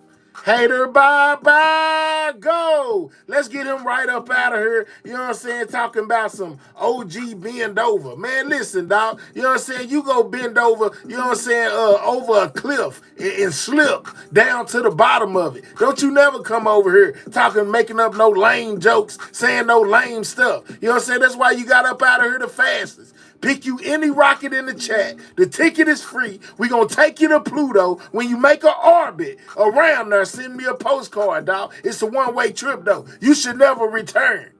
Your lame self. Boy, y'all come here with these stupid jokes, man. Just lame, lame, lame. Go to sleep, man. What's wrong with y'all? Harass someone. That a lawyer is asserting claims or defenses that are not backed up by the facts, the law, or evidence currently known or likely to be known. That is what we're talking about. And here, Busby is like, what are we saying? We're saying that Jane Doe's claims are just absolutely fake because Jay-Z said this didn't happen, or her father says he doesn't remember this, or a celebrity wasn't there. Look, she is recounting something from 24 years ago when she was a young girl. And also, I think you would argue, in any case, there's going to be conflicting witnesses about what did or didn't happen. These are why he says run-of-the-mill disputes. That can't be proof that her claims have no evidentiary support. And when he mentions summary judgment and how Jay-Z is not entitled to summary judgment is when a party asks the court to step in, just decide this case in their favor before there's even a trial. You're basically saying there is nothing for a jury to decide here. The argument from Jay-Z would be there's no way a jury can look at this and find in favor of Jane Doe. We call it under the law, no genuine issue of material fact. Busby says just because there's a dispute here doesn't mean this didn't happen. They don't believe her because she has a lot of inconsistencies in her story. That's why people don't believe her. She said the dude from the rock band was there. He was way off in another country somewhere doing a tour. You know what I'm saying? They said that the house that she described, that the whole assault took place at, nobody never even owned a house like that. So it's the inconsistency of her father saying that he will remember if he had to go pick her up 5 hours away and he doesn't remember. It's the inconsistency. It's the father not believing or not remembering, something like that. When you would think that people would remember something, that would be a traumatic experience that the dad will remember. That's why they don't believe her story. Shout out to SMK. What's up? What's up? It doesn't mean he can't prove it. Doesn't mean this shouldn't go to a jury. And he also explains there could be an issue with recollection here, that it's understandable. Because think about what she's alleging. She says she was raped at 13 years old. Of course that affects recollection, but it doesn't mean her claims aren't true. Busby writes, a Rule 11 motion is frivolous on the additional ground that expecting a victim of sexual assault over 2 decades ago, when that victim was a minor, and as her interview revealed, also autistic, to have perfect recall of all facts is outrageous. Defendant Carter twists plaintiff's words when he accuses her, for instance, of guessing at the timing of events alleged in the complaint, such as the length of car rides. But New York courts have expressly acknowledged that plaintiffs in this type of case cannot be expected to have exacting recall and command of all relevant facts. And then he cites a New York case from 2021 that held, we recognize that in matters of sexual abuse involving minors, as recounted by survivors years after the fact, dates and times are sometimes approximate and incapable of calendrical exactitude, and approving allegations spanning a 4-year window of time in which the abuse could have occurred. Busby also cites a second issue with this Rule 11 motion, the timing. He writes, Defendant Carter also asked this court to alter the federal rules of civil procedure in his favor by abrogating the mandatory 21-day Rule 11 safe harbor. Absolutely, Libra, baby. The lady is autistic too, man. You know what I'm saying? And as you look, this is the official paperwork from the things that they are filing within court when it comes to Tony Busby and Jay-Z, man. The highlighted part is the part that they reading off, you know what I'm saying? But it's a lot of other information up and down and around there. You might want to, go back, and read some of that other stuff, that's off inside of this paperwork. But this is the official paperwork, guys. We need at least 6 more people to double tap that screen, y'all. Hit the like button. Subscribe to the channel if you're new. Harbor period without any legal support or factual justification whatsoever. So a quick primer here. Under the federal rules, a motion for sanctions, quote, must not be filed or be presented to the court if the challenged paper, claim, defense, contention, or denial is withdrawn or appropriately corrected within 21 days after service or within another time the court sets. So the reason we have that is because you want to give a party, a plaintiff, or a defendant, and their lawyers some time to review the objections from the other side and figure out if they need to amend or withdraw something. They should be allowed some time to fix this. And Busby says Jay-Z is asking the court to shorten that time period from 21 days to 1 day. And he argues Jay-Z has not provided any support for why he should be entitled to this. And Busby also argues that this motion from Jay-Z and other legal steps Jay-Z and his attorneys have taken, such as require... So if you don't know, Jay-Z also, they're saying that he tried to bribe some of Tony Busby's old clients by offering them money to change their story, to basically make up false stories about Tony Busby, in which Tony Busby's ex came out and said that Tony Busby passed her on a STD and did not tell her, and now she's suing him in civil court for some money, man. That's crazy, man. This battle between Jay-Z and Tony Busby is really heating up, man. That the issue of whether Jane Doe should have to reveal her identity, that it needs to be resolved now at the start of this case. All of this, Busby says, is crossing the line into bad faith.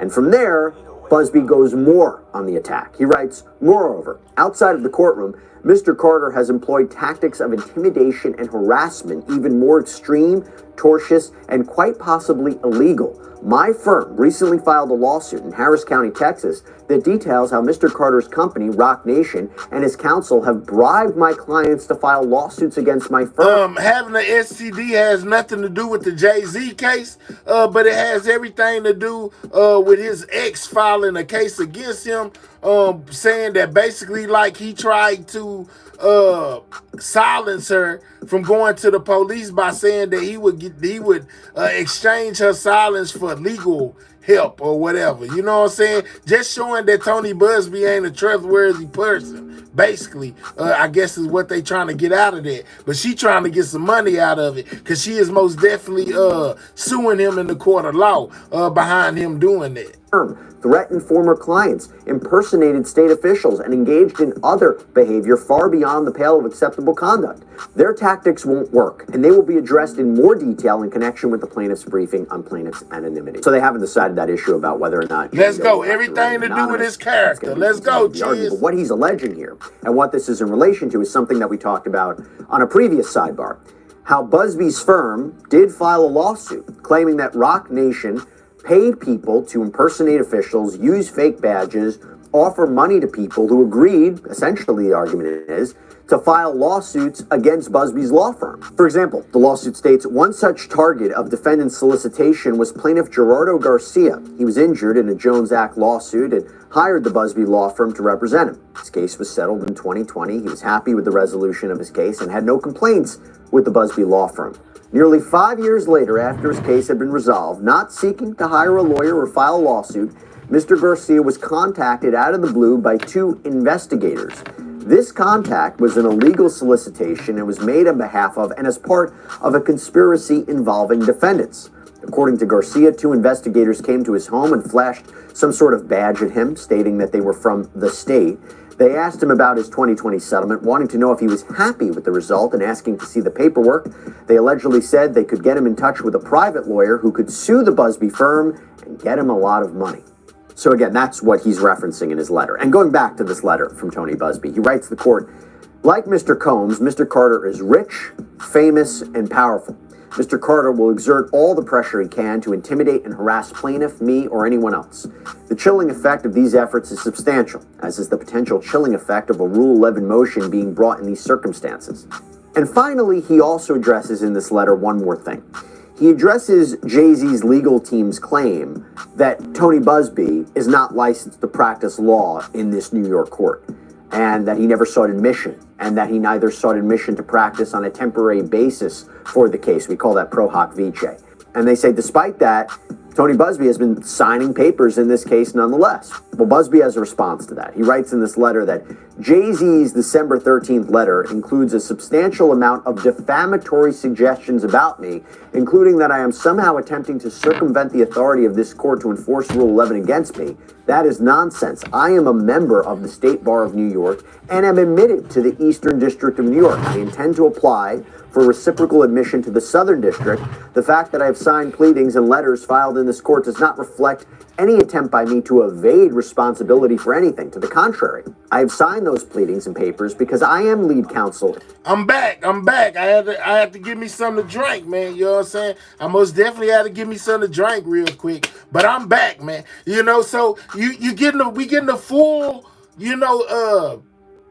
gist of what's going on with Tony Busby and Jay-Z, man. It looks like it's going to be a pretty heated court battle, man. You know what I'm saying? To come. Neither side is looking like they are backing down. They both going full speed ahead. They in the head-to-head competition, I guess you could say, to one trying to outdo the other, man. It's crazy. In this and other similar cases pending in this district.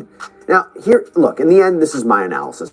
I think that a Rule 11 sanctions is probably premature, right? I think there's a strong possibility that the judge will not impose sanctions at this stage of the litigation unless there's more definitive proof that Busby knew Jane Doe's claims were all false and that they are false and that he just filed it anyway.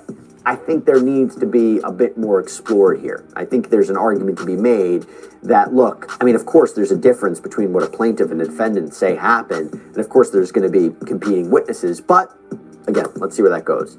Now, before we go, one more thing I have to mention. Before Sean Carter, Jay-Z, was named as a defendant by name in this Jane Doe lawsuit, he apparently filed an anonymous lawsuit against Tony Busby, again, claiming he extorted him.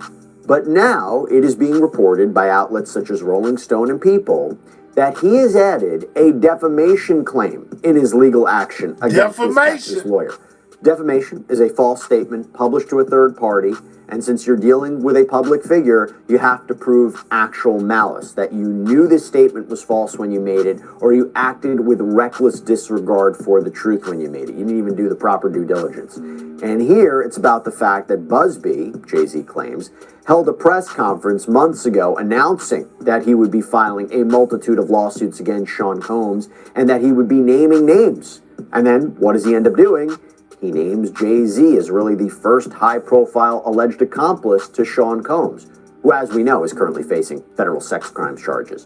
So Jay-Z's complaint, filed in LA, reportedly states, beginning in October 2024, Busby spoke on any news platform that would have him, threatening his firm, y'all, man, had a it's long crazy. list of names of people in the entertainment industry who he accused of terrible conduct and who should be prosecuted and put underneath the jail. And the complaint further states, and Busby then gleefully announced to the world that one name on his long list was Mr. Carter, claiming that he engaged in criminal sexual assault. Now, Busby denied the defamation claims, replying via press statement. The new claim is patently frivolous and will be dismissed. I've never said a word about him. This is just another attempt to bully and intimidate me. It just won't work. Now, so in my opinion, I think it's gonna be a long one. Let's go, Mr. Hudson. Tricky to win. No signs of slowing, man. Parties are protected from being sued for defamation when they file lawsuits and they file legal claims against each other. Every lawsuit is an accusation that the other side will deny. You can't just say, "Oh, well, everybody can sue for defamation." You think he's gonna settle? Wouldn't have lawsuits. People can't just turn around and automatically be able to sue for defamation because, again, that would chill lawsuits from coming forward. But if there were statements made in public, that's a different story.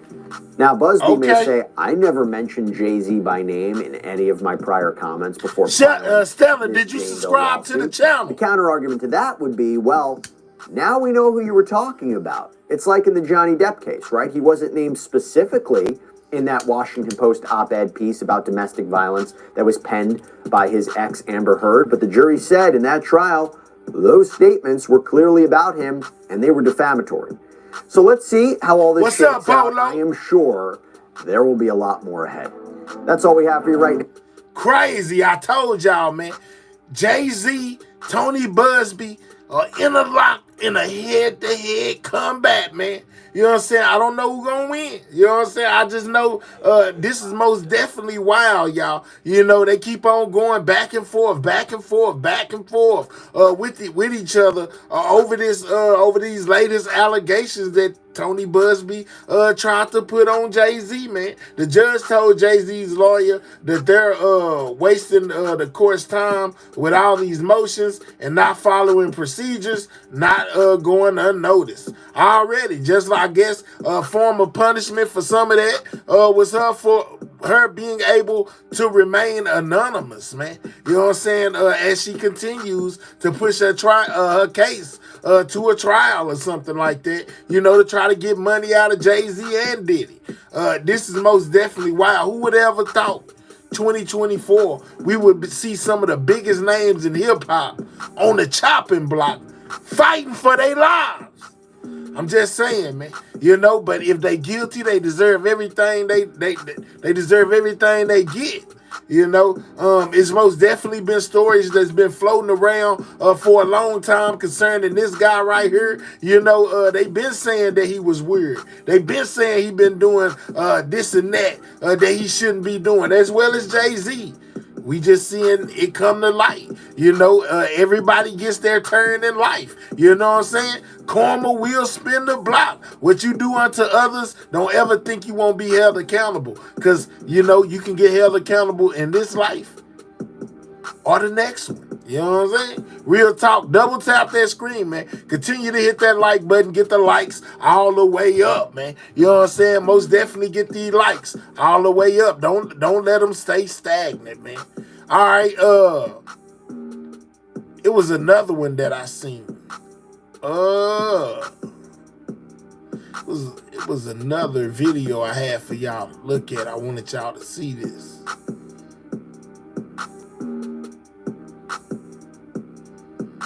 Trying to see if I see it.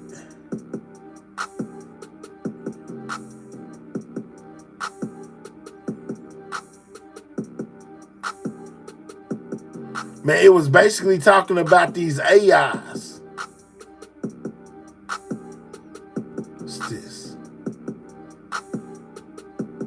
I found this to be rather interesting as well. It says, Left Eye made this video before she passed where she was speaking about frightening dreams she had. Basically, she had premonitions, in dreams about passing away, man. Check this out. I found this to be rather interesting. All right. I just gotta tell you that I had a real frightening dream last night. I dreamed that I woke up and I looked at the sun and it was like a fourth of the size of the earth. That's how big it was. Days and before she passed away. I asked you. I said, Kurt, is that the sun? Because it almost looked like the moon, but it was bigger than you've ever seen the moon or the sun or anything before. And he said, yeah, that's the sun. We're in trouble.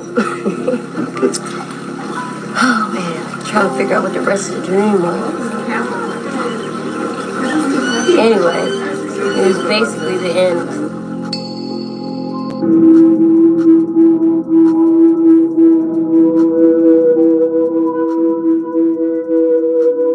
Said she had a spirit chasing. I have premonitions, dreams. I think it's the energy in the air. There were times I just thought I was gonna die. All right. Ain't that just crazy, y'all? That's though, that she would be having dreams like that, and then days later, y'all, she would just pass away, man. I found that to be very interesting. Maybe the dreams was trying to tell us something, you know what I'm saying? Basically trying to turn her on to what was to come, man. Either way, it most definitely caught me as shocking when I seen it. Like, damn, it's crazy she would say that, and then a couple of days later, she passed away, man. That's dope. You know what I'm saying? That was wild. All right, let's go here. Tonight, a Houston mother. It says a 55-year-old Houston woman arrested for locking her 7-year-old daughter inside a dog cage. Reportedly zip-tied her arms and duct-taped her mouth closed due to her behavior at school, man. Was the mom out of line, or did she do what she was supposed to do? Let's check it out, man. Mother is accused of an awful case of child abuse. Police say she tied up her 7-year-old daughter and locked her in a dog cage for hours. It happened at an apartment on Houston's South Side. Orko Manna live from the Harris County Jail where that mom is being held tonight. Mama's going Orko, crazy. These are horrific allegations. That's right, Rose Anderson was arrested this weekend and booked here into the jail. She's accused of kicking her 7-year-old daughter after locking her in a dog cage, and it was allegedly a form of discipline. Rose Marie Anderson. This Houston mother is accused of locking her 7-year-old daughter inside a dog cage for several hours right next to a Christmas tree. The victim was zip-tied and her mouth was duct taped. Rose Anderson reportedly kicked her daughter while she was confined. The alleged abuse happened on or about December 13th inside Anderson's unit at this apartment complex on Dixie Drive in South Houston. Court filings reveal Anderson allegedly left her daughter in the cage without access to food and water, and that the girl urinated on herself as she had no access to a bathroom. Lord, have mercy. Cage? I would never. I can't imagine. Neighbors tell me they're shocked. Alante Riggs has a 5-year-old daughter of her own and is in disbelief a mother could possibly do something like this. My heart goes out to the little girl. That's trauma for her. Court documents allege that Anderson's motive was to discipline her daughter for her behavior at school. There is no amount of discipline to put your child in a cage like an animal. She's a human being. I don't care if 7 years old, 17 years old. That's a human being. Neighbor Rose Bennett agrees. Very saddening to think that someone would do that to a child or anyone. Yeah, it's And at this time of year, the community hoping the 7-year-old is now okay. But I really hope she gets into some care where someone can actually love her and take care of her. In a statement, a spokesperson for the Texas Department of Family and Protective Services tells me, quote, CPS is investigating these abuse allegations alongside law enforcement. The child is now safe in foster care where she is receiving the care she needs. An injuries to the child case. As for Anderson, she needs to be in a cage behind jail. Most definitely. To see what it feels like. And I just heard back from Houston police minutes ago who told me they were made aware of this case after a CPS caseworker filed a report on December 21st. Anderson bail has been set at $40,000 and she's expected to be back in court on January 6th. Reporting live from downtown Houston tonight, Orkomanda. I most definitely bet this ain't Tonight, Houston. I bet that wasn't the first time either. That was the first time she got caught, Polo. You most definitely right. He say, I bet this ain't the first time. She probably not the only one. Man, look, zip tied the little girl, put her in a dog cage, you know what I'm saying? And then give her no access to any kind of wind up peeing and stuff on herself. Lord have mercy. Man, mental health is real. Man, some people out there need to seek professional help. Most definitely would never do anything like that to now one of my kids. I don't know what made her do that. She got to be crazy. She got to need some form of counseling or mental help, man. Yeah, some help for her mental, because that's wild, man. That is wild. All right, let me see what else I got on the menu. Let's go here.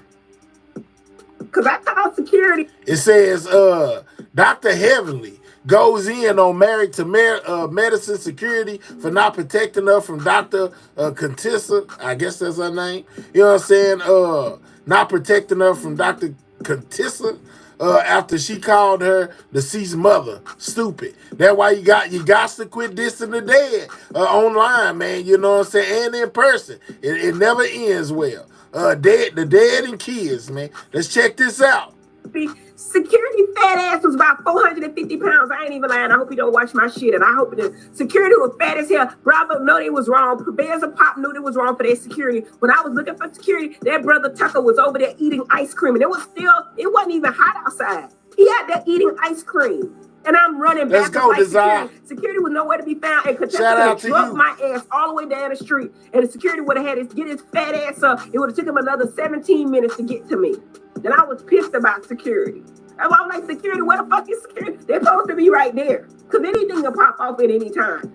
Because I called security. Security fat ass was about 450 pounds. I ain't even lying. I hope you don't watch my shit. And I this woman's deceased mother to her face.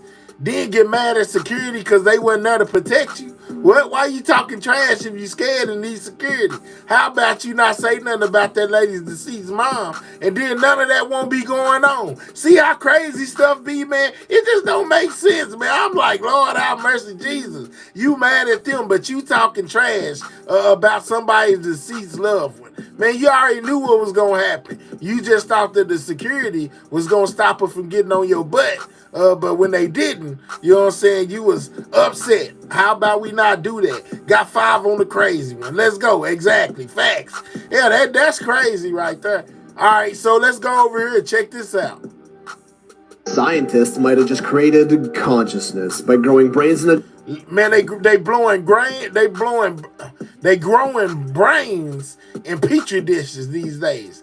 Experts fear that lab-grown brains will become sentient, which is upsetting. Let's go. A jar and connecting them to a computer made from stem cells that were stimulated in a special way to form neural tissue, which grew and eventually formed structures and even brainwave activities similar to that of a premature human baby. They then hooked up this brain into a computer, connecting it into a virtual world where it learned to play Pong completely from scratch. I want you to realize what this means. Like, this isn't a computer bot that was... And y'all be talking about what humans are capable of and not. You know what I'm saying? Come on, man. They growing brains in petri dishes that can pretend to be butterflies and got consciousness and play ping pong.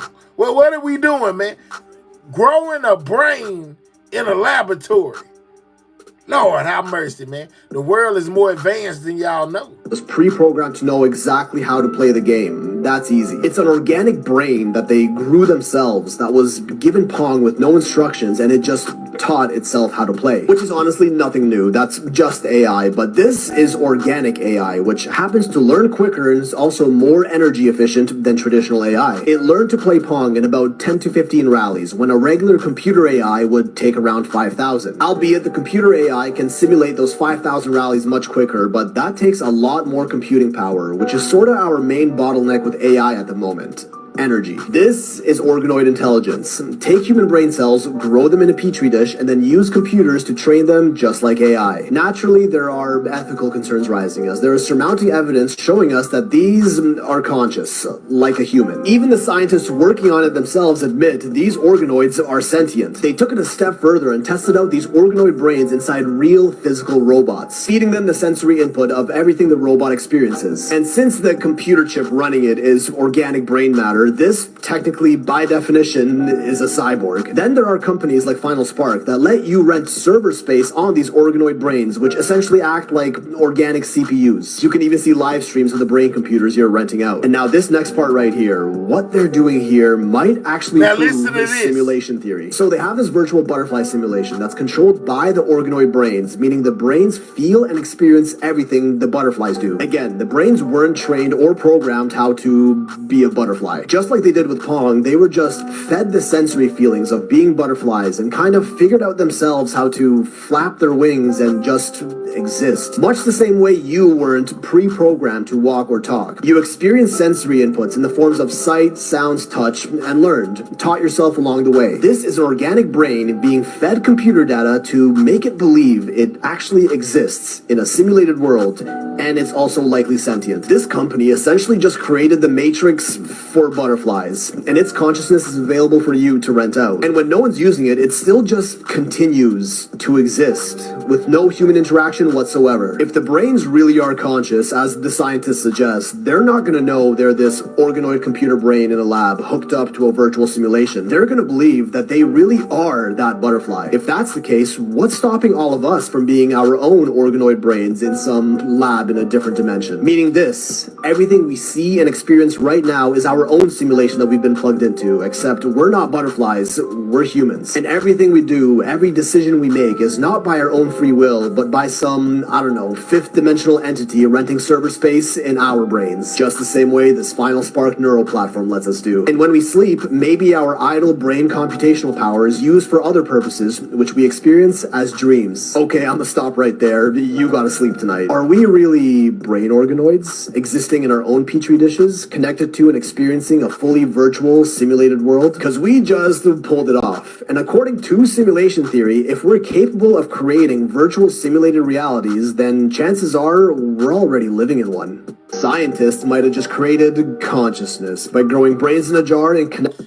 That's crazy, y'all. You know what I'm saying? That, yeah, they might have created consciousness by growing a brain in a petri dish, you know what I'm saying? Tying it into a computer, making it think that it's a butterfly, guys. You know what I'm saying? And these people out here talking about, man ain't smart enough to build rockets to go to outer space, but they can grow a brain in a laboratory, you know what I'm talking about? And make it control a butterfly and make it think it's a butterfly. What are we doing, man? You know what I'm saying? I'm just saying, though, what are we doing, man? Yeah, that's crazy, man. Yeah, man. You know what I'm saying? Now take that and study. Yeah, all my woke people, you know what I'm saying? Wake up. You know what I'm saying? These people is on a whole nother level. All right, check this out right here, y'all. Talking about parallel universes. Have y'all seen this at the Detroit airport? Well, you'll notice this right after you go through security at the McNamara. I think we already seen that. Have we seen that one? We might not. We might not have seen that one. Let's go back there. You know what I'm saying? Let's go back there. Hold up. Let me find it again. Let me find that one again. They talking about that parallel universe. Yeah, because that was wild. Matter of fact, you know what I'm saying? Let's go here. Let's not even worry about that one. Let's go to this. Did y'all know they trying to set up that boy Young Thug, man? You know what I'm saying? As far as leaking out his jail conversations, man. They said that Young Thug basically revealed to one of his homeboys on a jail phone call that he feels like Marauder, the scientist, trusts him too much, and that while he was locked up, he talks to at least 10 women a day, man. You know what I'm saying? Basically, when they dropped that other one of him talking to that boxer girlfriend, they dropped this one next. Check this out. I talked to Mariah today. She's like, man, she said she feel better from talking to you. For sure. You got her in her feelings, man. What happened? No, I'm just saying she loves you, man. Oh, for sure. Like overly. Yeah, like too much. Sometimes too much. What? Like it scares you how much? Yeah. Because it's like, damn, if I do something, if I like if I smack something or something like that, you gonna be devastated. And that's the part that I don't like, when it's like, when you feel like me being. All right, I'll go back to it in a second. I got you. I got you, man. But I'm in love with her, for sure, 100%. Like, I ain't even studying doing that, but I know, you know. Back to moving around. Yeah. Moving around. I talked to Mariah today. She's like, man, she said she. For the most part, I ain't even been calling no other girls. I ain't called no other girls in like a week. Really? No girl. And I used to call at least 10 girls every time I get on the phone just to kill time. Yeah. Say you usually call at least 10 girls. A lot of girls hit me up. The Asia hit me up. Out of the blue. What was the girl with the freckles? Remember her? Yeah, Latroya. Yeah, she hit me up. Boy, law and crime is messy. You want me to call her? Yeah, for sure. So I want you to text her and tell her, for sure. AJ, I'm just saying. All right, then they show a picture of him and the lady that came to visit him, which is the boxer's girlfriend. All right, let me try to find this parallel universe video again for Mel real quick. Hold up. See where it's at. Here you go right here. Check this one out. Have y'all seen this at the Detroit airport? Well, you'll notice this right after you go through security at the McNamara terminal at Metro Airport. Yeah, it's a big screen offering up something called parallel reality to help passengers figure out where to go and a whole lot more. All right, Cassidy, live at DTW tonight. This is pretty cool, Evrod. Oh, it is absolutely incredible technology, Jason and Karen. You just have to see it for yourselves. Normally, when you're trying to catch your flight and you have to figure out what your gate information is, your boarding time, you would take a look at the big board right here and have to scan through all of the different flights that are on there. But now, Delta has created this personalized big board just for you. Watch this. Oh my God! This big arch and information desk is getting all kinds of reaction from passengers traveling through Metro Airport. It's pretty cool. Passengers like the Adi family had never seen it before and wondered, what the heck is it? I was kind of surprised. I didn't know exactly what I was looking for because they didn't tell us what we were supposed to be looking for. So when I saw my name up there, I was like, can everybody see my information? Then I realized my sister could only see hers. My first name is up there, and it says what medallion status I have, everything, pretty much all the details, which gate, how many minutes I had to walk through. I see you trying to fool me. There's no fooling here. With each Delta passenger walking through, the board displays only their travel itinerary. I see that there's nothing on the screen. So what do you see for you? I see that there's hello Virgil, thank you for flying Delta. Have y'all seen this at the Detroit airport? Well, you'll notice that. All right, so they basically done came out with some form of parallel technology to where when you go look at that board, you see your personal information. The only thing is, can't nobody else see it, man. You know what I'm saying? I guess that's what the parallel is. That you can see it and nobody else can see it. Like, when I look at it, I see my information. When you look at it, you see your information, but I can't see your information and you can't see mine. I guess that's what they saying. Terry says quantum technology. Mr. Hudson say don't trust it. Somebody get Delta out here showing out, man. Hey, look, they going the hardest, man. You know what I'm saying? I'm just presenting, man. Just something I came across.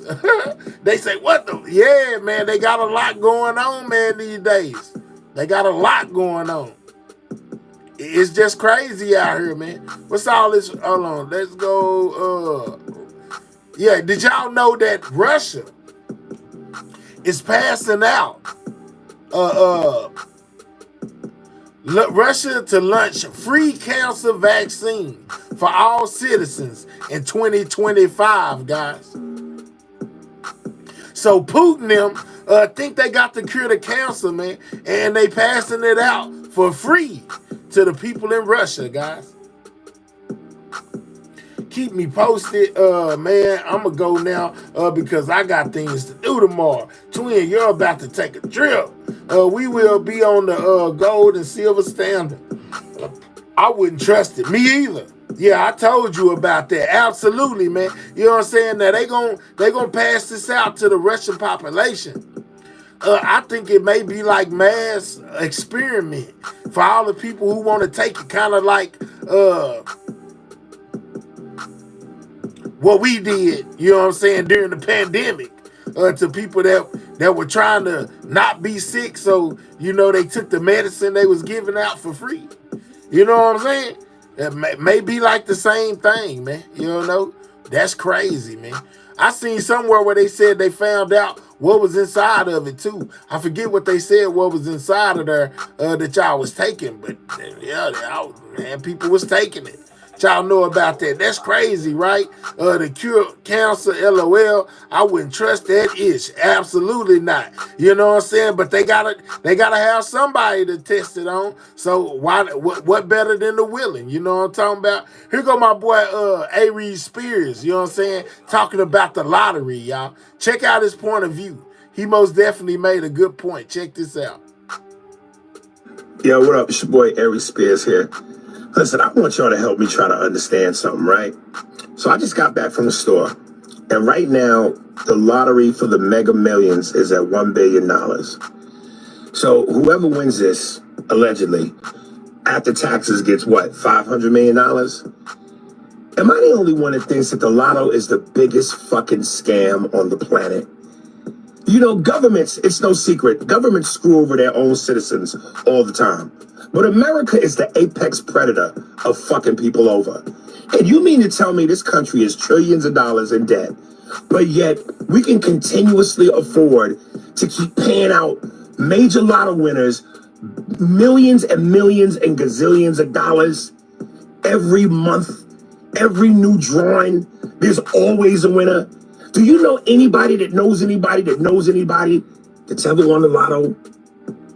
Yo, what up? It's your boy Aries Spears. He right, because I don't know nobody that ever won that stuff. You know what I'm saying? Now, they might have won on some scratch-offs or something like that, but when it comes to the Mega Millions and all of that, I don't know not a one person that ever won. I don't know none of them people. Yeah, I see them on TV talking about, oh, I won with their checks. But as far as knowing somebody that actually won, I don't know not a person. I don't know about y'all, though. They ganking in the lotto. Miss Jackie say, nope. Kim says she knows somebody. It's the Ed McMahon. Okay, I bet. I ain't forgot about him. Tiffany Haddish and them little ones. Most definitely. I remember they had got into that whole situation, too, about that commercial. I know exactly what you're talking about. Don't be winning from the proceeds. She bounced quick as hell too. Let's go. All right. Hold on. Let me see what else I got in the arsenal for y'all. Before we make our grand exit. All right, what's this? I see Diddy. What they talking about? Notorious New York City stick-up kid Walter King Tut Johnson was released from prison after doing 27 years. You know, for y'all that's not familiar with that name, he was alleged to have been involved with what happened to Tupac in that elevator at the recording studio. I believe he's an associate of Sean Combs. That's why I think the timing of him being released is kind of wild. You know, they said that he changed his mind and freedom after 27 years. You know what I'm saying? you know, Puffy had anything to do with what happened to Tupac in that elevator. I'm not saying that Walter King Tut Johnson would speak about it, but I'm saying if you wanted the information on that, that's the person that you would go to. But you know, that's just a theory. You know, but stay tuned for part 2, because he definitely got a connection to Mace. Alright, so basically he said that this King Tut dude was part of what happened to Pac getting off that elevator, and he was locked up, I guess, on for a life sentence, and they wound up letting him out after 27 years. And y'all know the thing going on with the trial with Keefy D. And basically this dude right here, he said if you want to know what really happened, you know, in New York with Tupac when he got hit up, this is the guy that you would ask. Says that it's crazy they should let him out. Maybe they got bigger plans. Say that dude also had ties to Diddy. You know, that's crazy. I never regret anything, but I surely regret that and don't want any part of it. Always go with your gut. I know, dude, I ran across him coming up in Brooklyn, New York.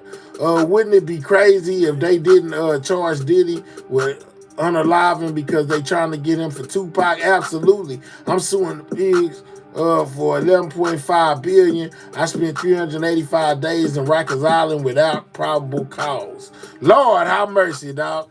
Yeah, man, get your money, dog. Get your paper, fool. Get your paper. All right, what's this? Let me see.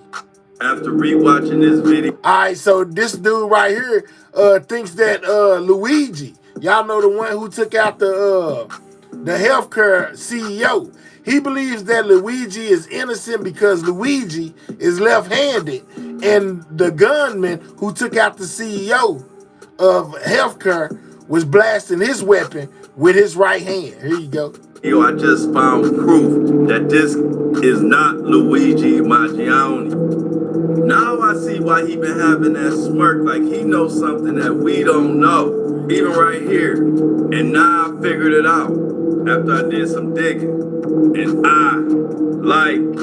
so just like y'all, I've been looking at this case, I'm like, there's something not adding up. I don't think Luigi was there. So then something told me to dig a little deeper, and I saw this article that says, he talked about a disturbing claim about the cruel way his mother made him eat. Now hear me out. Listen, check this out. So then I looked. Maggioni claimed his mother made him eat steak with his right hand, even though he is left-handed. Now she made him eat with his right hand because she didn't want him eating with his left hand looking out of place because of social norms. But that's beside the point. This shooter is shooting with his right hand. And I watched the video. He pulling the trigger with his right hand.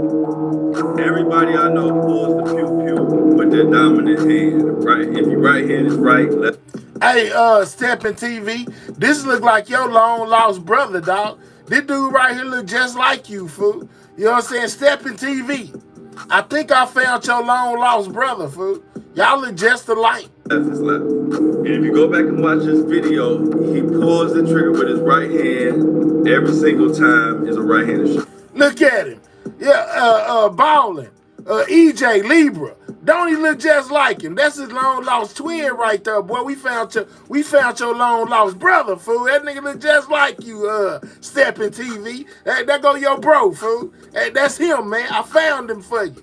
You know what I'm saying? You ought to be happy, man. You know what I'm saying? Look just like him. Drop a 1, you know, to the people who know who I'm talking about. If this guy don't look just like him. You know what I'm saying? Nah, his teeth are beautiful. All right, besides the teeth, you know what I'm saying? The beard, you know what I'm saying? The way he worked, the other part of the beard, his face, he look just like him. The teeth may be different, but he look just like him. Let go. This deep, y'all, and I'm diving into it on my podcast, The Flow Show No Filter. Yeah, fool, that's your twin, fool. But the facial features definitely favor. Absolutely, look just like that fool. Hit the like button and subscribe to the channel. Yeah, man, if you new over here, make sure you subscribe to the channel. Libra, baby. It most definitely look just like him, man. He say, absolutely not. Absolutely so. Steppin' TV, that's your twin, dog. It's your twin right there, fool. Don't be mad. You know what I'm saying? Don't get mad. But that you and him favor, dog. Y'all favor.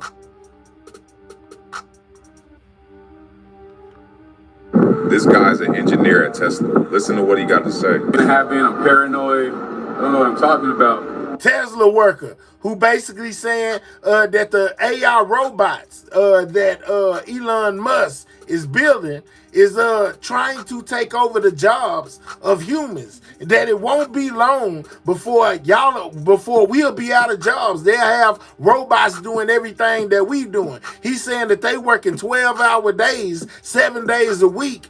He feels like Elon Musk is up to something, you know, because he's trying to hurry up and put all these robots out. Check this out. I'm gonna tell you like this. This is where I'm working, okay? I'll read that. This is where I'm working right now. The man who owns that company, I'll say Elon Tusk. You know, y'all know Elon Tusk. What's up, the Kelly Vlog? Make sure you subscribe to the channel. He has working 12-hour shifts, 7 days a week. I'm an electrician. I wire up all the machinery that they're using to build the trucks. I'm wiring up all the machinery that they are using to build these robots, okay? We are working 12 hours, 7 days a week. I have worked for TikTok. I have worked for Amazon. I have worked for Samsung. I have worked for Fortune 500 companies all year. Nobody is pushing their people like this, okay? 12-hour shifts. He is trying to complete this for something. I promise you, bro, as soon as these robots go online, it will kill 80% of the job force. All you people who driving trucks, in restaurants, who don't think this can happen in Japan, they already have robots serving tables. They already have nurses that are being robotically projected from monitors to help patients. Your job is not safe, okay? 80% of the workforce will be killed by these robots. As soon as he puts these AIs inside of these robots, I promise you, bro, they will think, be smarter, faster, and they do not need to sleep, bro. We call it. This guy's an engineer at Tesla. The dude speaking is the engineer at Tesla. And he's basically telling y'all about the Kelly Vlog said, well, these youngins didn't act like everything is hard work. Then this wouldn't be happening. LOL. Let's talk about it, Kelly. Kelly, did you subscribe to the channel? Basically, he's saying that Elon Musk is trying to replace humans with robots when it comes to like the workforce. You know what I'm saying? Eliminating humans from having to do it and putting robots who never get tired. You don't gotta feed them. They don't need a lunch break. They don't need no kind of break. They can work. You know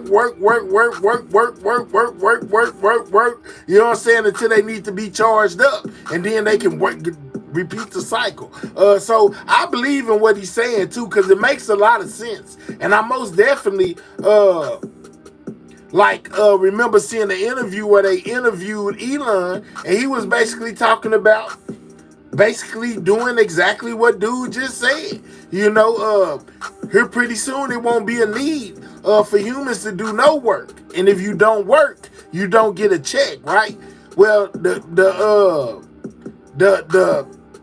the way he came, the thing he came up with was having a universal, I guess like amount of money that people would get each month to live off of, where basically the government would be issuing us all money, you know, to enough to live off of, you know, because we basically wouldn't have to go to work. We wouldn't have jobs. Robots would replace us, so you can't get out there and make money to get a check. You would have to basically rely on the government to give you money.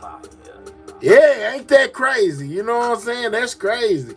But we knew this many years ago. That's why they said find you a job that'll always need people. For example, the healthcare field, etc.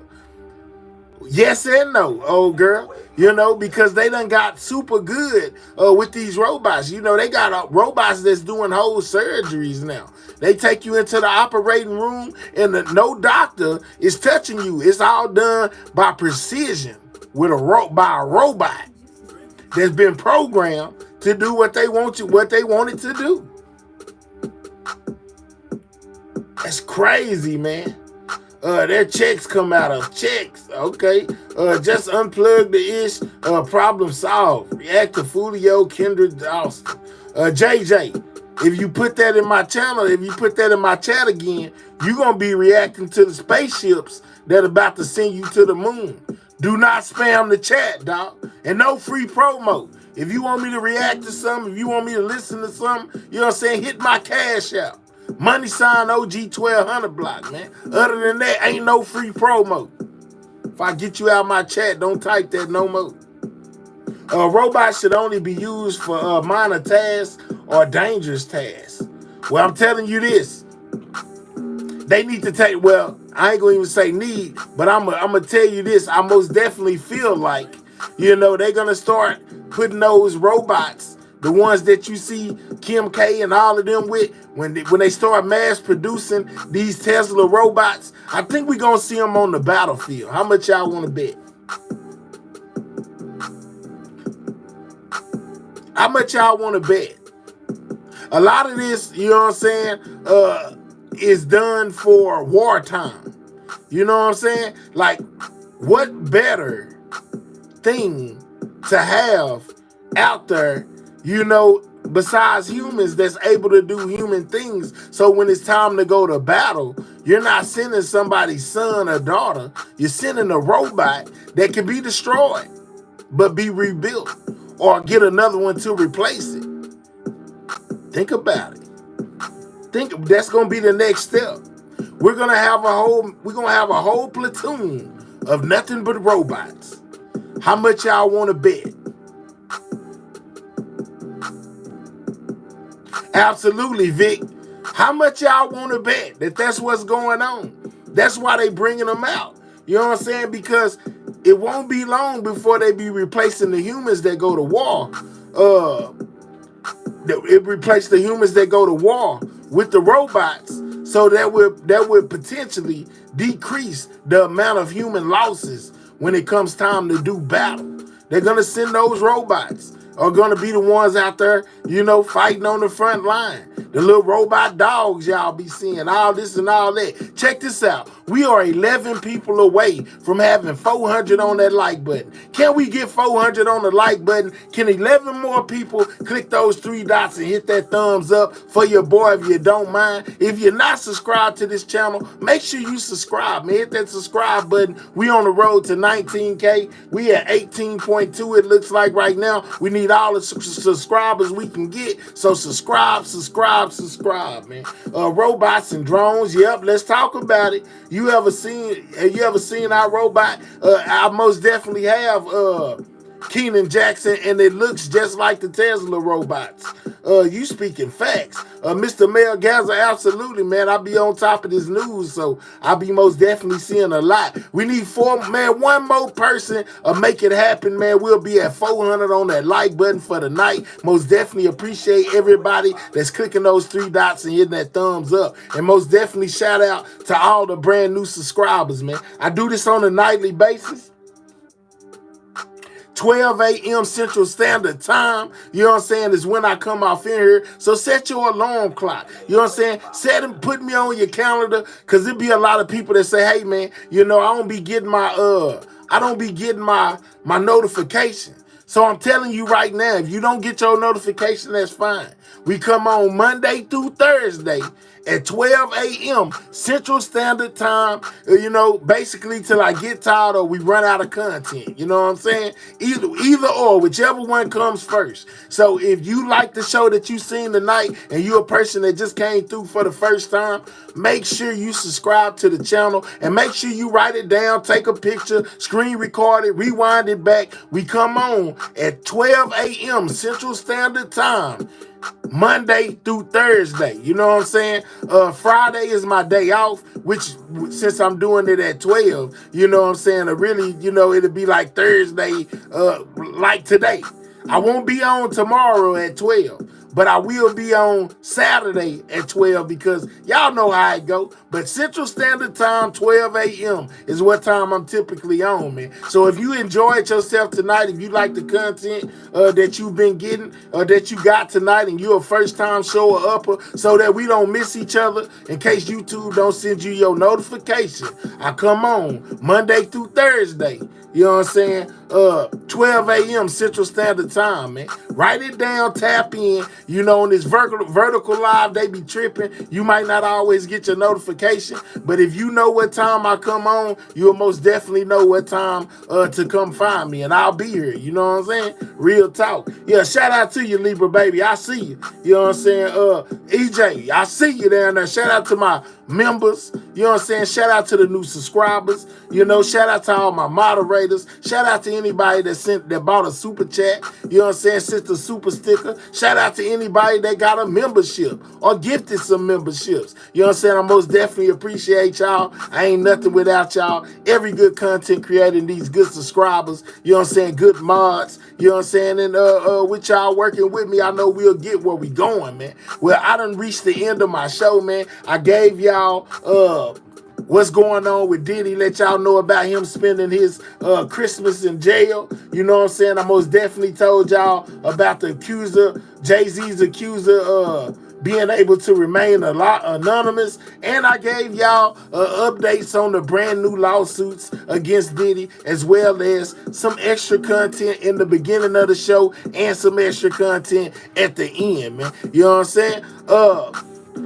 I don't know, Gina. You know what I'm saying? I am most definitely money motivated. So if you want to have an after party, man, send something to the Cash App. You know what I'm saying? Make sure it's a good something. Remember, it's 4 o'clock in the morning. You want an after show, and I know what you're talking about. Send something to the Cash App. You know what I'm saying? Some nice, you know what I'm saying? And I most definitely, we can go wake it up. Other than that, I'm going to sleep. You hear me? You know what I'm saying? Yeah, if ain't nothing coming through, you know, you ain't got a little bit to spur, I'm going to go to sleep. I might see you in the morning, in the evening or something, you know. But other than that, you know, I'm just saying. I know my watch is on now taking my head. Oh, my goodness, man. It be like that sometimes. You know what I'm saying?